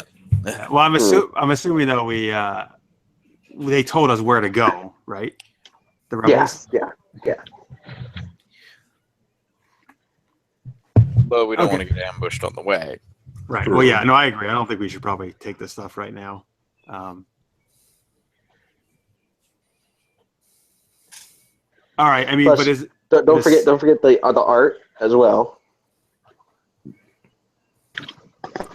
Oh from shit! Biff the Biff. It's okay. We got Biff's back. Can we? Well, again, can we land on the planet though? Like, I don't know. That seems like a lot more logistically sound to me. Or is there more security trying to do that or something? You could, but you theorize that there's probably more security because it's the planet itself, not the space station. Right. Okay. Right. This is essentially a checkpoint for us to disembark and not bring any heavy artillery with us. This is basically because you said vacation. This is where most people start the vacation. They'll get the pamphlet. They're like, oh, okay, so I could do this. Take the shuttle down, have their vacation. The shuttle takes at most half an hour. Well, if nothing else, at least we know the cargo should be safe because, again, the Imperial presence here is at a minimum. No. It's completely the opposite of minimum. Well, I mean, at least it is investigation-wise, you know. Yeah, investigation-wise, it's completely almost non-existent. I mean, you had the two TIE patrol like usual, and there's every now and again you can see like two stormtroopers walking around, but that's really it. Yeah, just kind of keeping up the appearance. Yeah, nothing else. No one like it's a heavy appearance, but it's not that no one's on alert or anything. Yeah. All right. So does everybody want to just head down there and try to make contact then with May as well. Yeah, it seems like the best bet, especially. Arendelle? You want to come with us? Sure. Now, okay. So I'm assuming the Rodian's awake now. Yeah, she's awake, and she's actually she repurposed like an old strut, like old landing strut part as like a pseudo cane sort of thing. So she's hobbling her way out Yoda. now. Little taller, but yeah. Still green. Yeah. It's almost between the size of like an actual staff and a cane. It's like somewhere in the middle. Okay. What? All right. Well, I'll ask her. Are you parting ways with us now? She nods and she goes, "Yes, I have my own place to be somewhere on the surface. We can take the same shuttle, but I will be deviating from that path shortly thereafter." Well, thank you for all your teachings. And then she'll give like a little, Jedi bow. She bows back and she goes, "It was a pleasure teaching you. You have many interesting ideas." And she chuckles. She chuckles. Oh, do I ever? R6 politely says to himself, "Thanks for nothing." Bar 6, hey, you got to be there for all of them, all the sessions. I'm You recording. can't do anything with them. He has saber envy. That's funny. Happens. Unbeknownst to you, Scopes has found a deactivated Jedi training droid. Man, Scopes gets all the fun. Scopes comes when you see Scopes again. He's there and he's got his buddy George, and he's this giant lightsaber training droid. Excellent. He will. I Actually, assume. he's just like, "I want to be one." We need more. Yeah, but yeah. So I assume you guys head towards the shuttles. Yep. Let's Um, take the shuttle. Sweet. All right, so you get there. About 10 minutes later, shuttle pulls up. It takes about 5 minutes to load people up. Pretty big shuttle, actually. It's packed, and it flies down to the surface. Nothing too. It's a little bumpy going through the atmosphere, but what isn't these days? As we do that, she'll since now we have a vacation as our plan here. She'll ask R6 to be like, "Hey, what are some of the great sights in Corellia to see?" Well, You do have the pamphlet. well, beyond that, he downloads all the geographical information of the planet from the HoloNet. You get a bunch of random shit advice or numbers and stuff about like average water temperature, highest point, how many average liters of water there is in the given oceans. Any of those, mountainous terrains. It's like any of those reviews that Steve sent us from gummy bears? Preferably not. you do find like a little mini Yelp review thing, which you kind of glaze over it because it's just really weird. So, judging by all of the facts he has acquired, yes, Aayl'ani, well, what would you prefer to do? Would you like to go to the deepest point in the ocean or the highest point on the planet? Or find amazing gummy bears. The Star Wars gummy bear factory is on this planet, actually. No.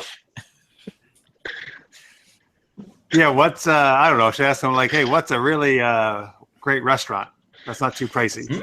Okay, there you go. So I'll locate the most populated city, obviously, the one that has them spread out. The one you guys are going to. Is that what we're going to? Yeah. Yes. Yeah. What would be the most fanciful restaurant we could possibly dine at? Well, For average again, price. within Okay, the a most decent price. fanciful? No, but I asked for a price Yeah. that we can actually afford. Not, Okay, so we'll keep it within a certain budget, obviously. Okay. So then what's your budget? Well, R6 doesn't need to eat, but he's not sure how much a Wookiee would consume. A lot. I don't know. I don't even know how much food normally costs. Actually, you know what? He'll specify. Would you prefer seafood or some more land-based variety? Land. Right, the Well, Wookiee there you wants go. land. Remember. Mexican or don't argue with the Wookiee. Chinese? Okay, so he'll start scanning for some, pretty high quality surface. Of course. Of course. All right. So the one with your first search is for high quality food that's like beef and steak and stuff like that. You come across this steakhouse. Is kind of close to where you guys are landing. Is it by chance called Lunge Horns? Lunge what? Lunge Horns? No. That's the place next to it. Great. But no, this place is a steakhouse, and it's basically the equivalent of paying about $15 for a really good burger and fries. So it's your high average pricing. Hopefully it's good. Yeah, if you want like the steak and stuff, it'll run you closer to about $20, or the equivalent of, which in this case would be, because it's food, it'll be under 100 easily enough. Excellent. Yeah. So he pings back. Yeah, the I think location. like in credits, the most expensive thing on the menu is only about 110 credits. Still fairly pricey, but I mean, hey, fancy Yeah. dining is yum. In the grand scheme of things, it's actually not that bad. Especially when you guys have been shelling out thousands for repairs and stuff. Yeah, well, that's the repair ship. This is just a one meal. That most expensive thing is like Nerf steak, Oh, no. Yummy. tauntaun ribs, and this really weird sounding thing that is essentially lobster. Do they have wampus on the menu? No, they don't have wampus. No wait, place has you wampus. get all three of those things you just mentioned for that price? Yes, Okay. and additives. Stuff like ketchup and stuff. Oh, okay. Yeah. It's like Ketchup, fries, cards. onion rings, a salad. All right. Yeah, you get the whole works with that shit. Okay. So it's like an actual meal and not just one thing. That's like 3 meals in one. Yeah. Looks sounds good for the Wookiee. That was what, if I can eat 100 that much. credits? Yeah, I'm going for that. That was 100 credits? Done. If R6 could salivate, he would. Well, wait, are we actually? They we're do not even actually at that have. No, you're not. But they do actually have like a little like droid menu. Seems like Of they're course they would. they're like kind the of kids' droid menu. friendly. Yeah, pretty much. They have a kids menu. They have a droid menu. Oh boy, I love putting nuts and bolts in my mouth. The kids menu has like the typical 5 things like mac and cheese, hot dog, and like PB&J. The droid menu is like, which version of oil do you want? Okay, fair enough. Do you want the memory wipe or do you want the maintenance? He'll stick with the regular maintenance, thank you. Direct current? Direct current, AV or DV. But yeah, okay. So that's your fancy one. It's really Yeah, that's hard to fine. pronounce. Steakhouse, which actually, if you show it to Randall notices that that's in Wookiee. That's in Sherwook. Figures. A really good steakhouse would be run by Wookiees. All right. Well, so I Or think at we least definitely should named by go there. Wookiee. I think we should go there. Mm-hmm. So let's go there when we land. Bingo. We've been eating like I was put in the shift for a week now, right? So we Makes probably sense. use a really good. Yeah, meal. you've been eating ship food rations. You've been missing out on meals for a long time. A lot longer than your previous week, because you've been traveling on your ship almost exclusively for a while. You know, even when you were in Iriadu and Sullust, the meals you had were lackluster at best. So this is you guys splurging. This thing is nice. Sweet. Yeah. We get to treat ourselves every once in a while, I hope. Maybe, possibly. All right. If we go there, then I'm ordering a Nerf Right. steak if we go there. Oh, yeah. I mean, that would be this universe's equivalent of veal, which is really good. And what I get, yes, and I'll pay for R6s to have some nice. Actually, meat as well. Nerf is this universe's equivalent of this one kind of cow that you really can only get from Japan, and there's only like 300 of them sold every year. Oh wow! It's a steak. Is it- It's a steak that is, if you get that steak, it is. I think the only place you can find it in the States is in like two spots. One there's one in like New York, and one in Seattle maybe. And I think it's like $300 for that steak. That's alone. expensive. Yeah, Jesus. yeah. It's like these. I don't know. I don't remember what cow it is. Maybe chat can figure it out. But it's like this insanely good cow meat. I have never had it, but I really want to try it. I can see that. If anyone recalls the game Star Wars Galactic Battlegrounds, which was it ran off the same Age of Kings engine, actually. In place of sheep, there was a Nerf, obviously, that served as the same purpose of providing food for your civilization, which is really cool. Yeah. I I say it's I roughly love the game. the same and equivalent, but because there's so many more people in the Star Wars universe, and Nerf has to be so much more numerous, right. the quality is the same, but it's the still on the pricing same is scale. obviously completely different. Yeah. Yeah. So a Nerf steak, anything listed as a Nerf steak, is pretty much going to be extremely high quality beef, or the equivalent of beef. Yum, yum, yum. Cool. Yep. Mm-hmm. So we go to the restaurant then. You land. You guys walk to the restaurant. It's a pretty easy walk. There's actually here. Let me see. And Helena is she have departed this this point name. from us? Yeah, as soon as you guys like leave the area, she gives you guys like another little bow and heads off separate direction. Let me see here. This doesn't look like an actual restaurant though. Dang it. Okay, whatever. Here we go. All right, so I have you guys set up on this one already, but it's not. Wherever it looks like there's sand. It's not really sand. It's concrete. I mean, come on. Beachfront property is obviously the best. Surf and turf, man. Actually, yeah. You're in a city. You're in a city, though. It's much more. It's concrete. Ish. It's not. Yeah, you can based on like your map, you can see there's like a giant sign right here that is like listed. The steakhouse right here, and it has like a little arrow It's just Pointing sand-colored concrete. this way.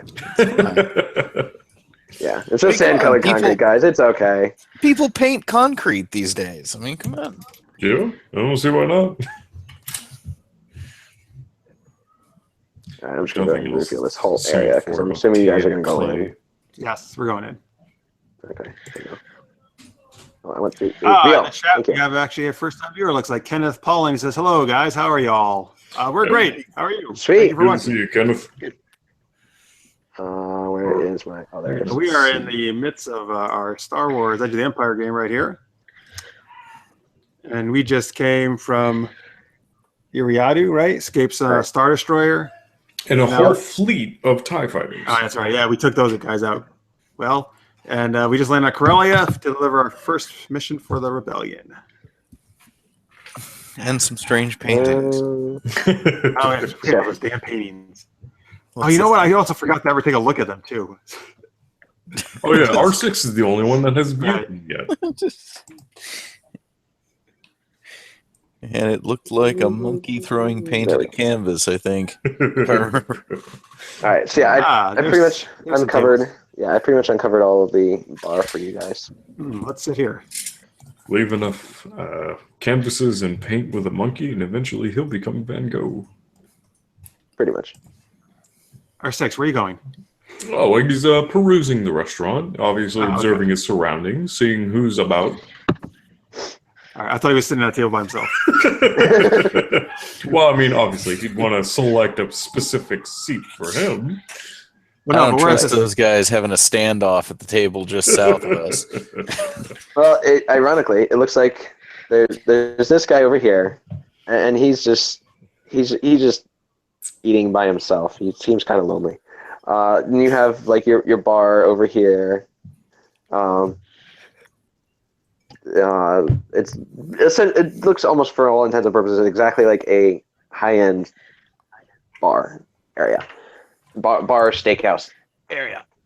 The three guys down here look a little rougher than the people you've seen around, because you've seen a lot of civilians and stuff, and moderately clothed and like nothing too pricey, and just seems like a pretty happy world, all things considering. But these guys look different. Yes. Whether they're like bounty hunter types or what, Thank you. you're not really sure. No. These people in the back are just kind of chatting. Yeah, nothing too big. It takes you a minute. Before, what is Just this a quick request. Are you going to clear out the blackness over here, or Never. Yeah. You know, Dark. there's kind of this there's weird dark space over there that just Well, obviously, Nocturne is trying to ult us, so it's- Yeah. For anyone who recognizes Oh, that Kenneth reference, says, thank you. yes, I've watched all the previous episodes. Keep up the great work. Wow, thank you, man. Awesome. Sweet. Wow. Yeah. I'm- Thank you very I'm much. touched you like them. We Kenneth, yeah, if you go to supergeekedup.com, you can get all the different stuff, episodes, and a lot of cool other stuff about characters. And also do Dungeons and Dragons show on Mondays. You can catch that there, and then Super Geeked Up Geeky Improv show on Wednesdays. It's worth And a for everybody watch. watching, if I haven't mentioned the Patreon yet, I don't think so. We do have a Patreon page where people can pledge and support us, and also a PayPal button. Supergeekedup.com. You can do that and help us out, like our good buddy Craig here does every month on Patreon. Thank you, sir, and he gets to join us here Indeed. playing a Wookiee Jedi. Yep. Isn't that Awesome. coolest? It is the coolest. But yeah, so you guys sit down. A couple minutes, or like a minute later, this serving droid right here comes up, and he basically says in an accented mechanical voice, he goes, what may I get you all today? Nerf steak and bantha milk. He nods and pushes a few Make buttons. that two. Pushes a few more buttons. Would you like the larger version? Yes. Pushes one more button. Please. Turns to you, Raith. And you, sir? I'll have the steak as well. Okay. Pushes another button.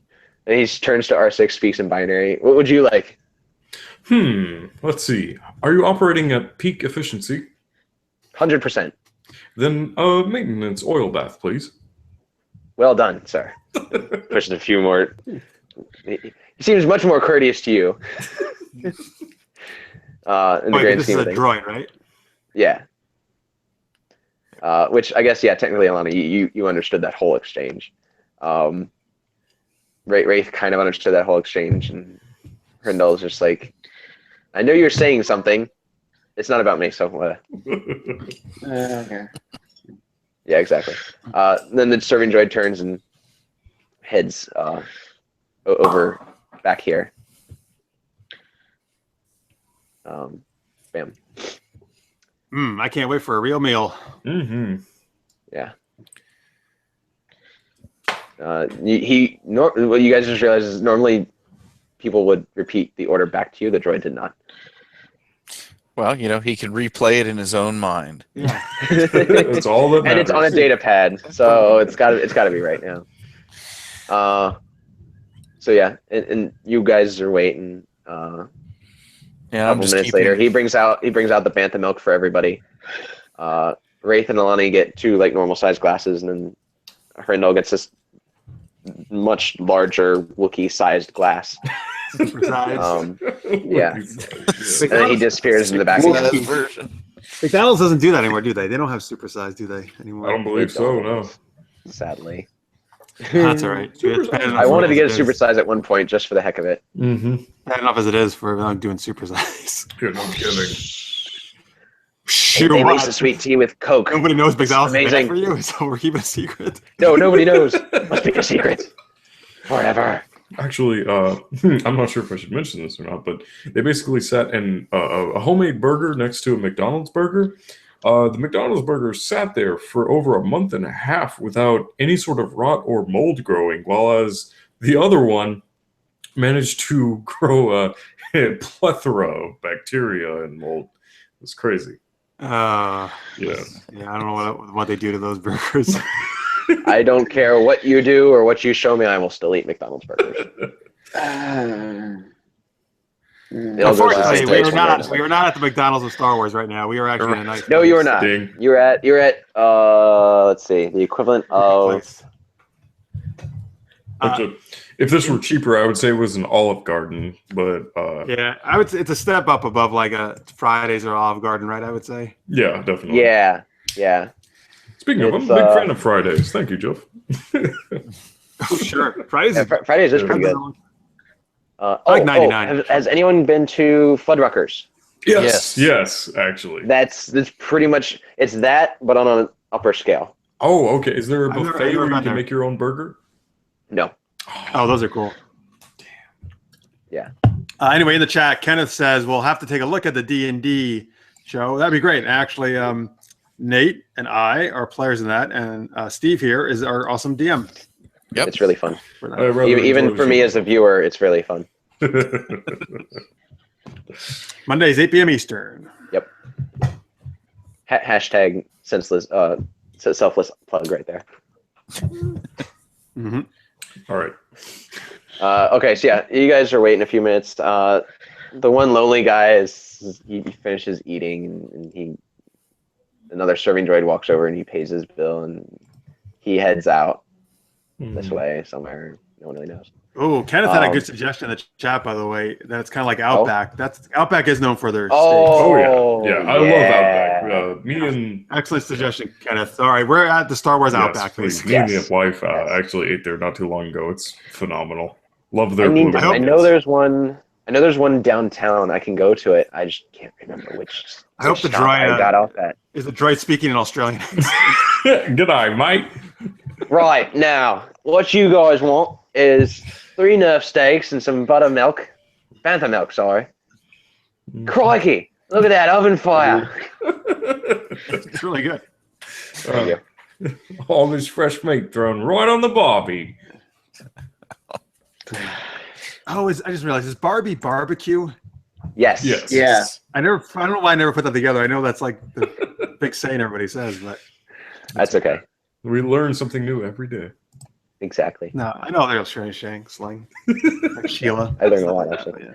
Yeah. Yeah. These 3 dudes here at the bottom, though, they seem to be whispering to each other in soft tones, and they're actually glancing over at you, Aayl'ani. Oh. Do I notice this? Everybody roll me a perception check. Give me 1 Perception second. check. Okay. Is there anything different? I just realized that, yeah, you guys actually do need it. You Basically, can't really see this yet. Why I'm not? curious. Yeah, go ahead. Yeah, I know, right? Uh, You can't be a generous GM and tell us everything, right? Aha. As a droid, of course, being able to basically observe their mouths moving and lip reading, is there any other kind of check I would be able to make rather than perception? Hey, we all suck at perception, man. It's true, we do. I even invested points in it, and I'm still not getting anywhere. I didn't get Herondal, you must have something in it. You rolled nothing. Yeah, I did. I swear. I rolled. What the heck? Greens. What the hell? Okay, there we go. There you go. Oh, still All right. fail. So far, I'm the only one that's been. Successful. Oh Which my is okay. god. Yeah. I'm looking forward Okay, to this. so Raith, for all of his sniping profession, doesn't see their glances over. Hrindal doesn't. He's a little preoccupied with his mouth watering because the smell coming, the smell coming from the kitchen in the back there is freaking amazing. It's like Outback. Yeah, exactly. Mm. Though I can never really smell stuff in Outback, but oh well. R6 is trying to figure out how in the world they're going to cater an oil bath to him when he's still here and not where the oil bath should be. Yep. And Aayl'ani actually does notice this guy here in the corner is actually the one glancing at you the most. Everyone else has done it at least once. He's done it at least that you've seen 3 times. At me specifically, or the whole group? At you specifically. Okay, what can you tell me about him? Race, what he looks like, all that stuff. He's human. One of his other buddies is also human, and the third is brain don't fail me now. What was he? We'll just say female human because I forgot. So there's a male and female with him. They're all humans.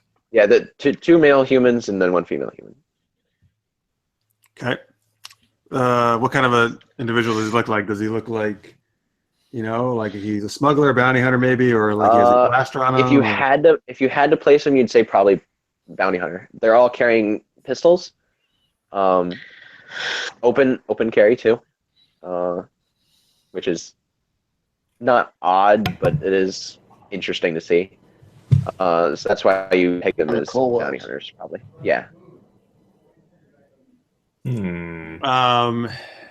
Is the Force telling me anything? You do not have points in the future sense sort of thing. Yeah. If you want, you can try to sense them. What would I do? You just roll a force dice, discipline force dice. Give me 1 second. Hang on, I'm rolling a discipline check. Basically a discipline check, but you add the force dice to it. Oh, 1 force dice? Yeah, because you only have a force rating of 1. How do I do? Is force F? No, white. White is. Yeah, it's the white one. Yeah. 1 W. So basically, the difference is those guys were looking at us, and those guys are looking at us. Yeah. Nope. All right. So. Well, you can. You can. The dark side does not mean you fail the force bit. It just means that you're frustrated enough that it works, but there's detriment. So your sense motive bit was like, no, I can't tell anything. You do notice, however, because of your advantage, that your Bantha Milk and someone else and Raiths are actually misfilled. And so when Raith isn't looking, you switch them. No one's drunk any yet. That way you have more than he does. Oh, they're just at different heights? Yeah. Okay, they're not poisoned or anything. No. It's like very imperceptible. It's like almost a centimeter difference in height. So you're just like, that's mine. That's what the Force told me? No. That's what the discipline check told you. The Force. The advantage. Okay. Yeah. That's because you're angry at the fact that you can't really tell why they're looking at you. Yeah. And with the Force, you can tell that they don't seem hostile in the slightest. But you use the dark side to get there. So it's just like, it's fine. They're not hostile. So they don't seem hostile? No, they don't seem hostile at all. Okay. Real quick in the chat, Kenneth says, by the way, guys, it's 3:15 a.m. where I am. This show is worth it. Wow, man. Thank you. That's amazing. Damn. Wow. Jeez, what time is it right now, actually? Because I can't look at the clock. 12:20 Eastern time, where some of us are. Craig is actually in England, so it's even past. It would be about 5 hours ahead of us. Yeah. 5:20. I was all right. So, geez. Well, thank you, Ken. That's like really late to be up watching us. I really appreciate it. You rock, man. Seriously. Thank you, Mr. Kenneth. Okay, so I can whisper without those guys overhearing us, right? Yes. All right. So, how can I talk low? Not like actually going over to Herondel, like in his ear. Can I talk low enough without? I think they're going to hear me, or no? Oh yeah, totally. I mean, there's more. People? There's enough action going on that there's plenty of blah blah blah blah blah blah blah. My mind There's is plenty going of just background noise. Yeah. I mean, Yeah. think about it, your average, busy restaurant. Right, It's- there's tons of patronage. Yeah. Yeah. I mean, really, the only reason you can tell that they're whispering quietly at all is because they're kind of leaning in towards each other. They're not really that Right. subtle about it. All right, so then I'll just say, in a low voice that only my party can hear, like, so those three people in the corner have been checking me out, and look, I know I'm hot, but I don't think that's why they're checking me out. Herondel, do you want to see if you can use the Force to determine anything about them?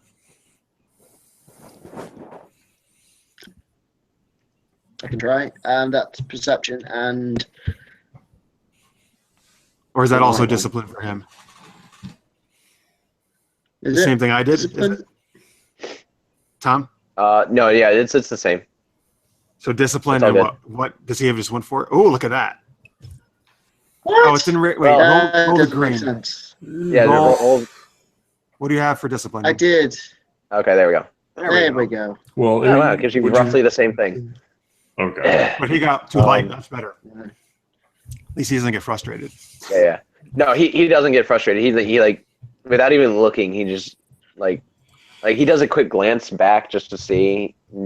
Mentally, you're just like I don't see the issue, and then he turn back and you center yourself to actually use the Force, and you get the feeling they're certainly not hostile, and they're not attracted to Aayl'ani. I mean, one of them is, but that's not his primary focus. Oh, all right. She was going to get really offended in a minute, but then at least one of them is. They seem to have a more urgent interest in Aayl'ani than they do in any like pleasurable kind of sense. Okay, but not hostile. Not like they're trying to get a bounty on me or anything. Yeah, no. I rolled obligation. That is not this time. Oh, wait a minute. You didn't tell us what it was. No, it none was of us. 65. It was none of you guys. So you're all safe. Okay. Yeah. By the way, in the chat, Chris Halley just chimed in, and he says, in a long time ago in a restaurant far, far away. Pretty much. Hey, wait! This is the start of a D&D campaign. You're in a tavern. Good night, Mike. He says, great to be here. Yes, thank you, Chris. What race? Great to have you and Kenneth here. Hey, Chris. Wraith. He's human, Raith I is believe. Yeah. He's human. He's what? Sorry. He's a human. Oh, okay. He's a how man. How to mask. Cool. And just as long as we're not in waiting. All right, so hang on. Waiting. Are we still in the middle of eating? Yeah, you're still in the middle of waiting Waiting for food? for your food. Yeah, All right. but as So soon as Hrindal finishes that, the serving droid walks back up. Excuse me, rather large tray. And he sits down, a decently sized portion of Nerf steak in front of both Raith and Aayl'ani, and then he holds up a hand to Hrindal and goes, one more minute, sir, and disappears in the back. Comes back out with another size tray of this almost twice the size steak and sticks it in front of Hrindal. Wookiee size. Wookiee size, yeah.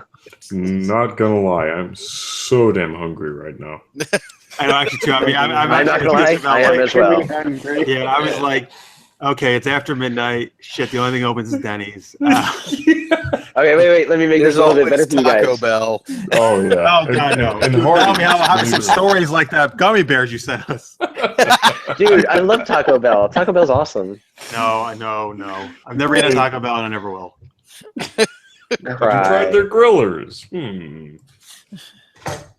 But the potato Oh, Chris- and cheese, whatchamacallit, is so good. Chris in the chat also says, you guys are making me hungry. Yes, join the club, Chris. And he says, is this an upscale tavern? Well, we determined, Chris, thanks to Kenneth, who's watching the chat, that this is like a upscale Outback. Yes. If we're all having Nerf steaks, well, except R6 who's getting an oil bath. Yeah, which, Mhm. ironically, the droid also had placed not a can, but it was more like a pail Okay. with like a built-in vacuum. You haven't seen one in a while because most of your oil baths and stuff have been like on a ship and stuff. Yeah. But this is almost exactly, think a giant Slurpee for droids. Yummy. Yeah, it's like this dual pail thing. Like there's a pail here, and this little machine thing that connects the two. I'm curious. With this socket that pops out, and what the droid does is he just extends his oil filter on it, and what happens is it basically works like a heart, where it filters all the oil that you currently have out and all the new one in. So it's an oil bath. So I'm sure Raith's player, Somnus or Steve, however you would care to interpret it, you're familiar with Nunubot, correct? Yes. Okay, so he audibly utters delicious. All right. Well, somebody got the reference, I guess. I just got it. I haven't seen Nunubot in so long. Mm-hmm. Not since the days of Angry Goran. But yes. Okay. Thank you. That's They a cry. great world back. Aayl'ani wants to ask the droid to take a note over to the guys at the table. His head kind of swivels. He goes back. Sure, miss. Might I inquire as to why? Yes, I like to just. I don't want my steak to go cold, but we would like to talk to them after we're done eating, and we don't want them to leave beforehand. Yes, ma'am. I will be sure to tell them. Can I buy them whatever they're drinking? I'll buy them around. It's like his like eye sockets just like flick on and off, like almost like a blink. He goes, "I see. That's very generous of you. I shall be sure to tell him." And then he heads over. So R6 chimes in. Why do you feel so callous with your credits, Aayl'ani? Usually, this is very unlike you. So wait, like, why am I actually spending It's credit? true. Why are you spending money?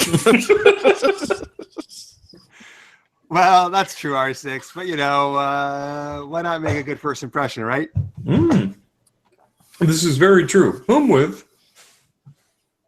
I don't know. Those guys have been glancing over here, so I think they I don't know. I'm not sure. They want something. It seems like. Do they wish to dance with you? Well, according to Harendal, one of them does, and the other two don't. I don't think this is an R6 now. That kind of dancing usually takes place in private, though. Ah, I see. And Raith and Harendal probably have no idea what we're talking about at all. They could probably. Harendal can guess. Yeah, it's not. Raith just doesn't care. I guess. Raith is just like, it's more this force shit. I'm not going there. Aayl'ani dancing, fighting. Yeah. If you just joined us, Dude, that's the best. What? I said the Aayl'ani dancing is just the best. The idea behind it and everything. I don't know what it is. Fighting dance. Nice Euro It's the Republic fighting 2. dance style. It's essentially the way the Aayl'ani work are. Yeah. If you take the warlikeness of the Mandalorians, but you make it way more refined and classy, and that's pretty much what you have the Aayl'ani as. The Aayl'ani are an older race, and they, this is lore dump time. That they are extreme like chess masters. They think moves through like 5-6 steps ahead of everyone else. The more steps you could think through, the higher up in Aayl'ani society you were, because you could outclass your opponents from step 1. You can look at someone and play an entire fight out in your mind, and between the two of you just looking at each other, you would know who would win. Aayl'ani dancing really cool. at its core was how you knew a person. If you danced with an Aayl'ani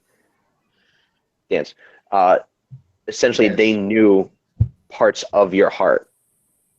they knew your feelings and stuff would come out through your sparring and everything. That's how in Knights of the Republic 2 you romanced Handmaiden. Is after certain points in the game you could spar with her, and she basically slowly learned your feelings. The very rhythm of your motives. Who you are. Exactly. Yeah. Exactly. I love the Aayl'ani. Like, there's Mandalorians, which I love because they're bros to everybody. That is part of them. But then there's the Aayl'ani on the other side, which are like the elf Mandalorians. They're calmer. They think things through crap tons ahead of everyone else. The best general is the one who fought the Mandalorians in a standstill back then. That was like right before Revan joined the fray. Actually, so it was amazing about that. Yeah. Sweet. In the chat, let me share that. Chris Hadley says, my steak is cold. I wanted it well done. This is cooked medium rare. And to let you know, I'm giving this tavern 1 star in tomorrow's issue of Galaxy Gourmet. Nice. Only problem is Galaxy Gourmet is written by high-class foodies. You are not one of them. Ooh. Actually, wait. Hey, wait. Don't say that about Chris, our viewer. He's a foodie if he wants to be. Yeah, no kidding. He's a foodie. He's a foodie. He owns a blog. I was going to say, I've read some of his articles. He's indeed well-versed in... there you go. Yes, our 6 read the article. So, Chris, there you go. He rolled correctly, so you are now a gourmet writer for Galaxy Gourmet. And Chris is a writer in real life, too, so it makes sense. Okay. Not for food, but for web series. Yeah, close enough. He has good taste. Makes sense. Yes, he does. Absolutely. He's watching the show. Of course he does. Exactly. All right, so what else we got here? Okay, so yeah. Droid goes over. You can tell he pretty much delivers the message because all 3 suddenly look at you, Aayl'ani, for half a second. And then the one guy who looks at you the most says something to the droid. The droid nods, and he hobbles back over here to you. And he goes, they thank you for your generous offer and say that they will meet you over by the town gate after you are finished, of course. So please enjoy your meal. And is there anything else I can get you? Sharper knife. Sharper knife. He just looks at you and goes, okay. He pushes something on his chest and a little like knife drawer pops out. He just pulls one out and it's kind of serrated. He hands it to you and he goes, there you go. I will be sure to sharpen this one right here. And he just walks in the back with it.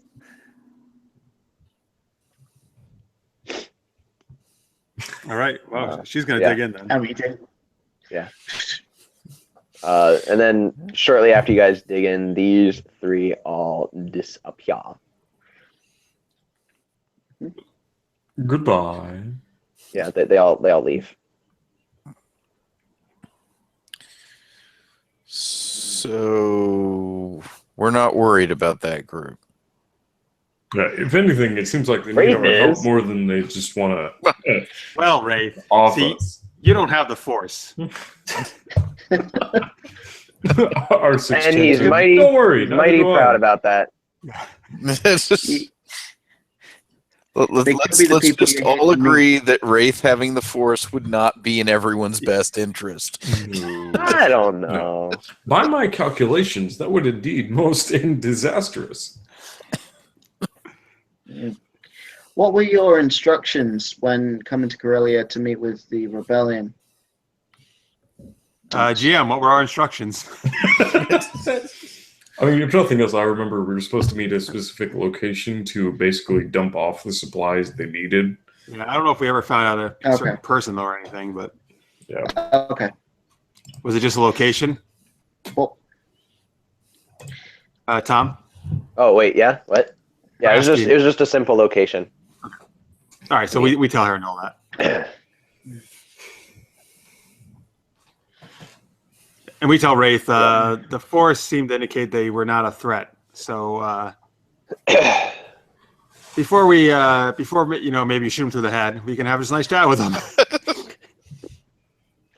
All He's right. just like, yeah, you do that. I'm gonna set up way over here Yeah. and be ready. Well, that might not be a bad idea if Look, things go sour. I'll take the high ground and I'll have you covered. I mean, hey, high ground is definitely not a bad place for Raith to be. That's for sure. Yeah. Just ask Anakin. And Voorhees, who's no longer with us. You're gonna need a Ouija board for that one.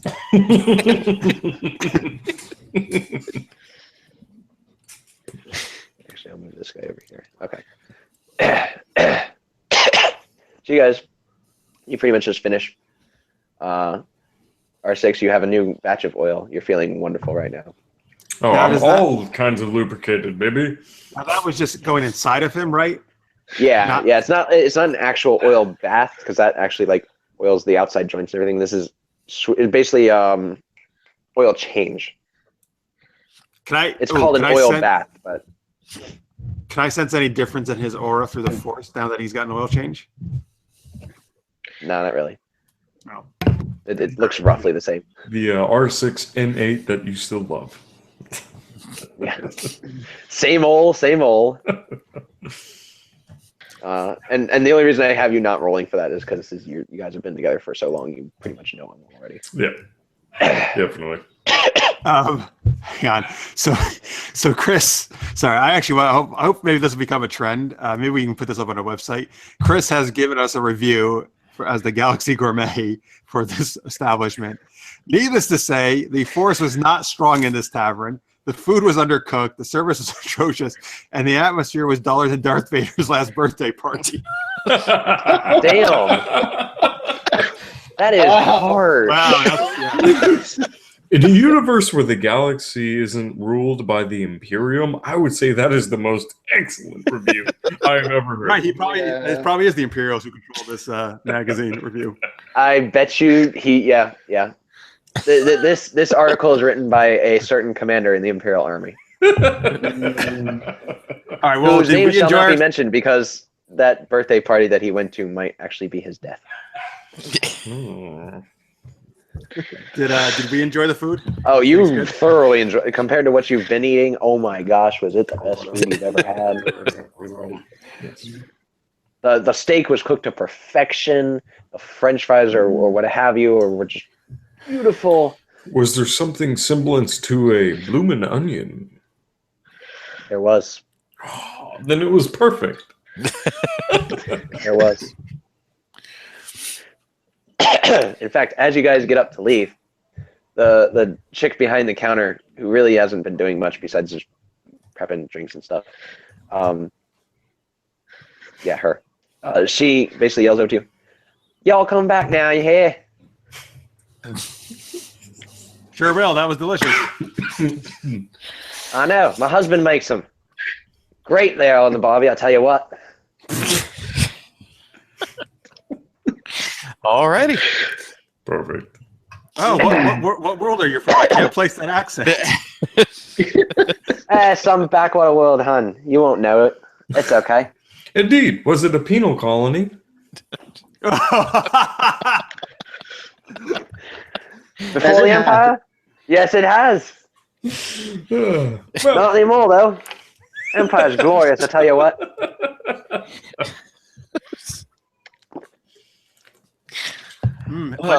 Hey, just watch out. I hear there's a really nasty food critic in your place today. Yeah, we dealt with him already. He won't be coming back anymore. Oh, man. Uh-oh, So Chris. that's how they feel about the Galaxy Gourmet. Then again, who really reads those anyway? Nobody I know. R6 actually has a subscription. It's true, he does. Even though he doesn't But does he actually read eat it? food. He reads it. He just looks at the pictures. But you're a droid, it doesn't matter.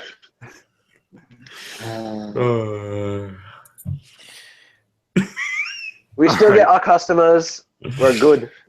We don't care. But yeah, y'all come back. I'll get something special maybe next time. You've been a great bunch. Thank you. Yes, thank you. She gives you a smile and nod, then goes back to her drinks. All right. We'll head out. And then just because I really feel like I need to reveal all of this. Because I feel like it.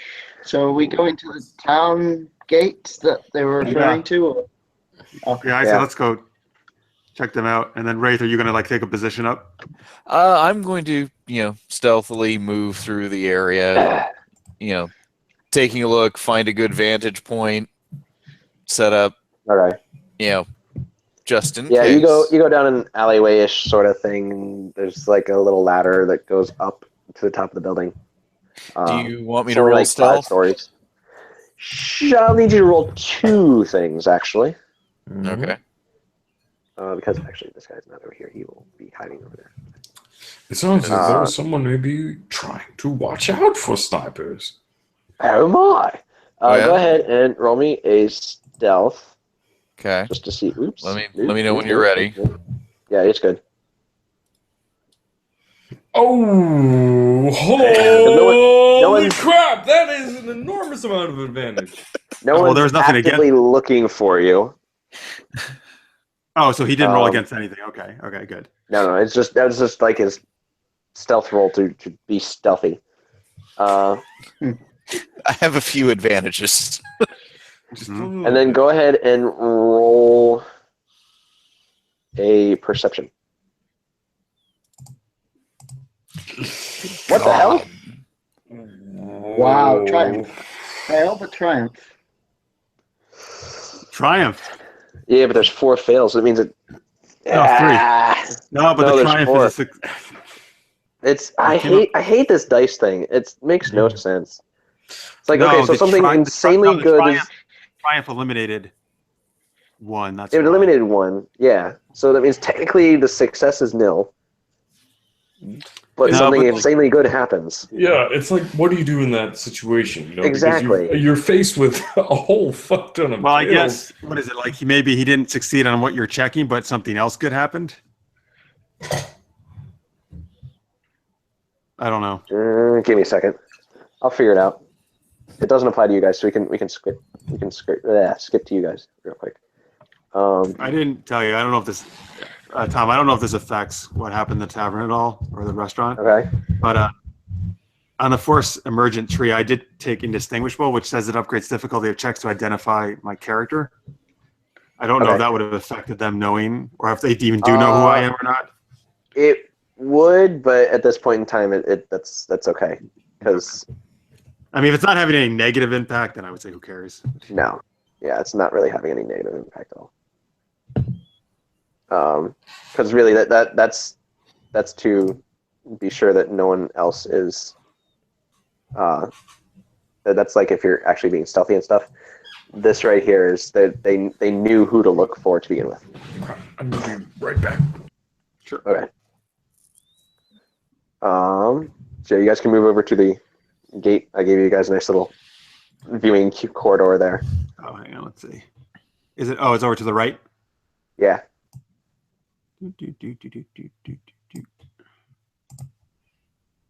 Let's see. So Raith, I don't know. He's going somewhere else, I guess. Yeah, I'm somewhere up high with a clear overview. Oh, so only 2 of those people are there? Yeah, there's only 2 of them there. The 2 good dudes, or one of the women, or what? It's one dude and the woman. Was it the dude who kept looking at me? Yeah. So I'm going to as- roll something real quick. As I approached them, then before they could hear us, I'm going to in the comm tell Raith, one of them's not here. Keep an eye out for him. Okay.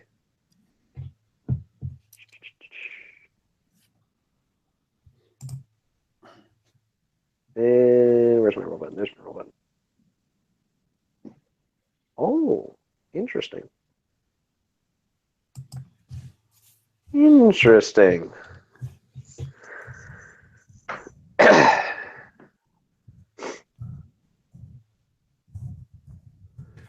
So in the Oh, maybe actually, so Tom, maybe because of your bartender lady's threats there, Chris has changed his review.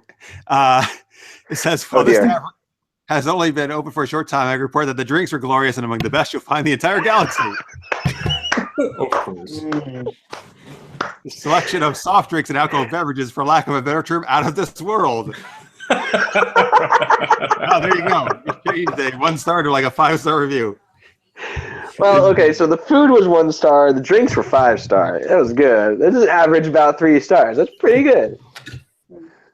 That's what you give to an average, slightly higher than average.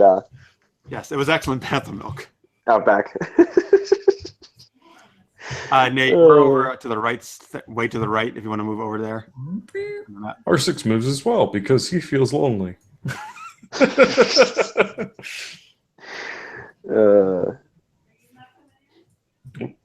Ray's hanging out up top. Okay, somewhere.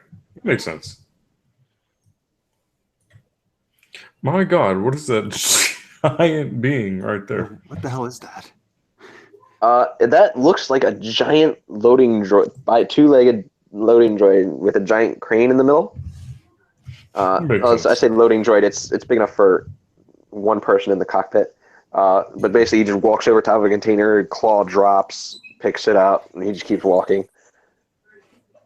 It's really weird. You've never seen anything like it before. It's really kind of cool, though. Even differential from the loading droid we encountered earlier. Yeah, with, the cargo. that one was like the set, like the clamps on the side that go like this. Oh, okay. Yeah, and with an extra on the bottom to support it. But yeah, other than that, it's completely different. Yeah, so you see these 2 guys, the 2 guys that you saw before, and 2 more random civilians just off, leaning against the wall, chatting with each other, chuckling at some joke that they had, taking their smoke break.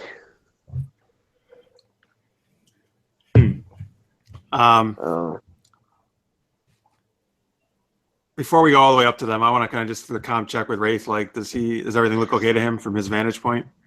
Yeah, it's like we're not being closed upon by an army of stormtroopers, are we? Raith, from what you can see up there, it's pretty damn clear. It's not a sight to be seen, not any bad sight to be seen. I mean, of course, happy day. There's a couple of the 2 stormtrooper patrols because it's Imperial City, but they're completely uninterested in almost everything around them. They're just doing their job. The insanely good thing you find, because I can't think of anything else, is you find you're like looking up and down the street area, and you see way off in the distance a name you never thought you'd actually see or get to visit.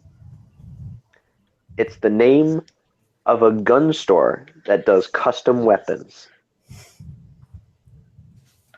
for cheaper prices than in the Outer Rim.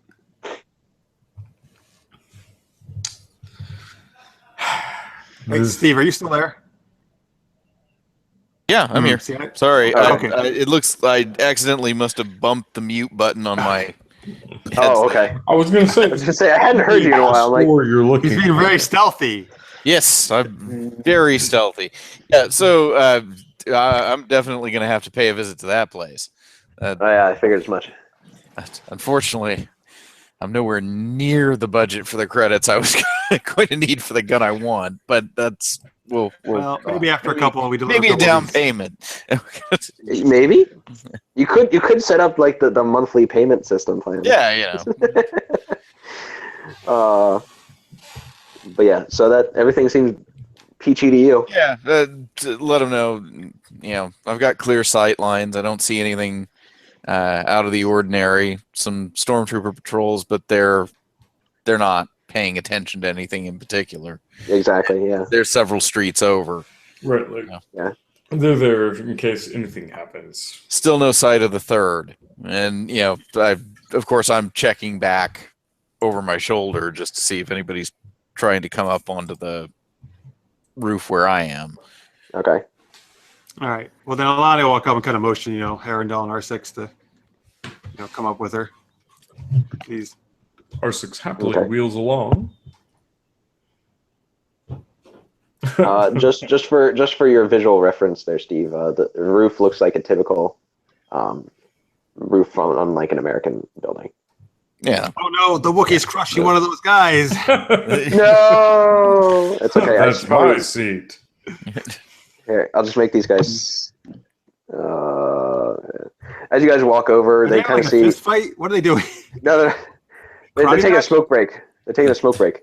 Yes. Believe I it or mean, not, technically, they're just. I think they're an elf token that is. Yeah. They're a an monk. elf monk. Yeah. Yes, I actually used them Yeah. in my previous campaign for an elf monk. That Oh, was well, part of that's it. why I look like they're new martial arts. Okay. Yep. Yeah, pretty much. I'm using them as civilians essentially. Which is totally fine. Because Yeah. they're like, please don't hurt us. Pretty much. They look like it. Yeah. So as you go, I didn't. Okay. So as you guys walk over, they see two visibly armed ruffians and a Wookiee, a Twi'lek, and a droid walking to meet them. And they're just like, "Yeah, we'll just go." Whoops! No, I don't want you guys to.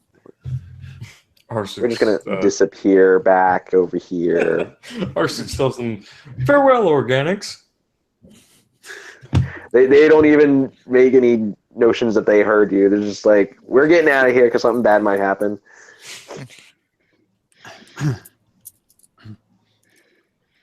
And then this thing's like chomping off in this direction.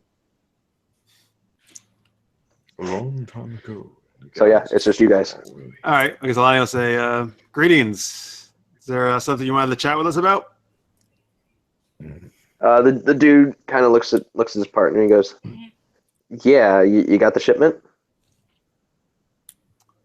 What shipment would that be?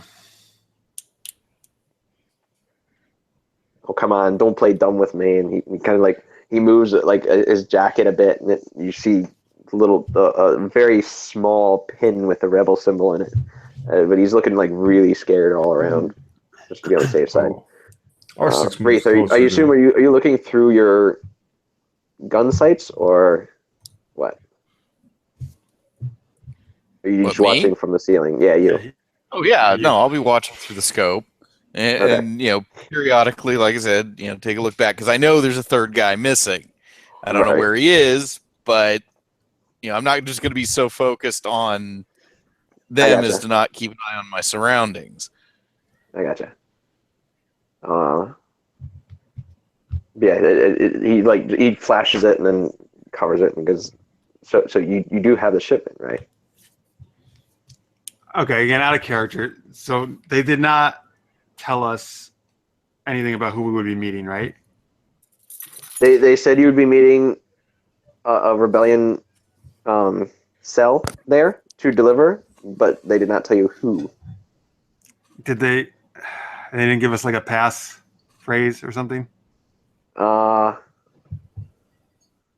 Should have done. As we found out was important. Especially in an imperial controlled world like that. So of course, it will be, It's true, you did find that out. the sun is bright, but the ice is slippery. Um, I'm just seeing if there's any way we can confirm that. right, verify. Yeah, I gotcha. They're not Imperial spies. There's a lot of service time and They did give you a We've got password response, but they also said that they may or may not actually use it. What is the password prompt? Um, I have a bad I feeling. think about this. I know, I gotta think of something clever.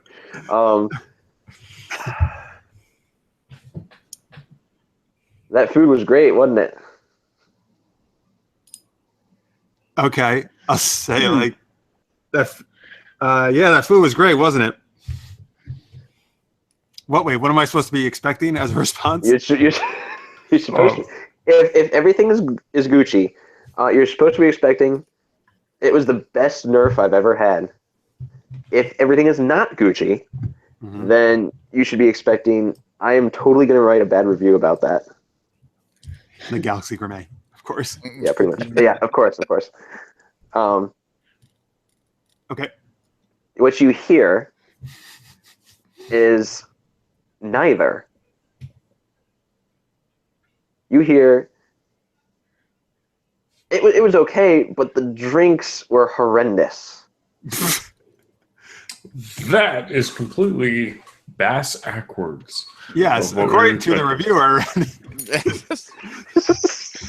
I won't say that. Not Raith, quite roll the me a perception response- check. What? Perception? Yeah, roll me a perception. Give me 1 second. All of us, right? While we're Well, three of no, us. at least, just right? Wraith. Just Wraith. Oh, Wraith. Oh, Okay, just sorry. me. oh, I didn't hear. All What right. while So we're waiting for that typical roll of perception, I would like to go ahead You're good. and mention that this bottle of oak leaf, which by the way is probably one of the greatest wines I've ever tried, is only $3. Believe it or not. Are they also going to become one of our sponsors? Okay. That'd be nice. They will Fingers now. crossed. Hopefully. Oakleaf, it's only $25. Join us. Hey man, we don't really care what it is. Anything you want to sponsor us, we'll freaking advertise it. Yes, I agree. We are whores. Let's talk about like diarrhea and stuff. Whatever, we don't care. I advertise pizza as a healthy substitute to all foods. Oh yeah, you're great. McDonald's, pizza, Yeah, Dude. you got your bread, you got Taco your Bell. got your meat. And people wonder why I'm not fat. got that fast metabolism. all right, we ready? No, for- I got some stuffing, but it's not fat. But yeah, we're ready. Perfect. Hey, Oh wow! Ding ding. All right, so Finally, one plays out. yeah, right. So Nate, by the way, Nate, Chris Halley says you can get it $3 on sale at Galaxy Mart. That wine. Oh, yes, he is correct in that. Please stop by your local Galaxy Mart. receiver. yeah, it's only 30 credits there. I mean, 3 Ding credits. ding. 3 credits. Yeah, 3 credits. 3 credits, guys. Gosh. Yeah. So as you're watching their exchange begin, you hear a almost like a rock hitting the ground, and you turn and you see there's the third guy, who's kind of he was coming out from behind like a radiator, sort of like the radiator air conditioner thing there. Yeah. And he kind of froze. As soon as he sees that you've seen him, he kind of like pulls his pistol and he goes, "I don't want any trouble." Yeah. Well, now he has the heavy blaster rifle aimed in his direction. Mexican standoff. Doo-doo. or. Like, I'm not looking for any trouble either, but I cover the bases. He nods. He goes, "Don't we all?" So, are you here to kill them? Not if they don't start anything. R6 seems rare. intervenes. It Well, seems wait, we're at an no. impasse then, with the exact same objective on both of our sides. The rest of us have no idea this is going on, correct? Yeah, you Right. guys have no clue what's going on. So sorry, that's why R6 can't intervene.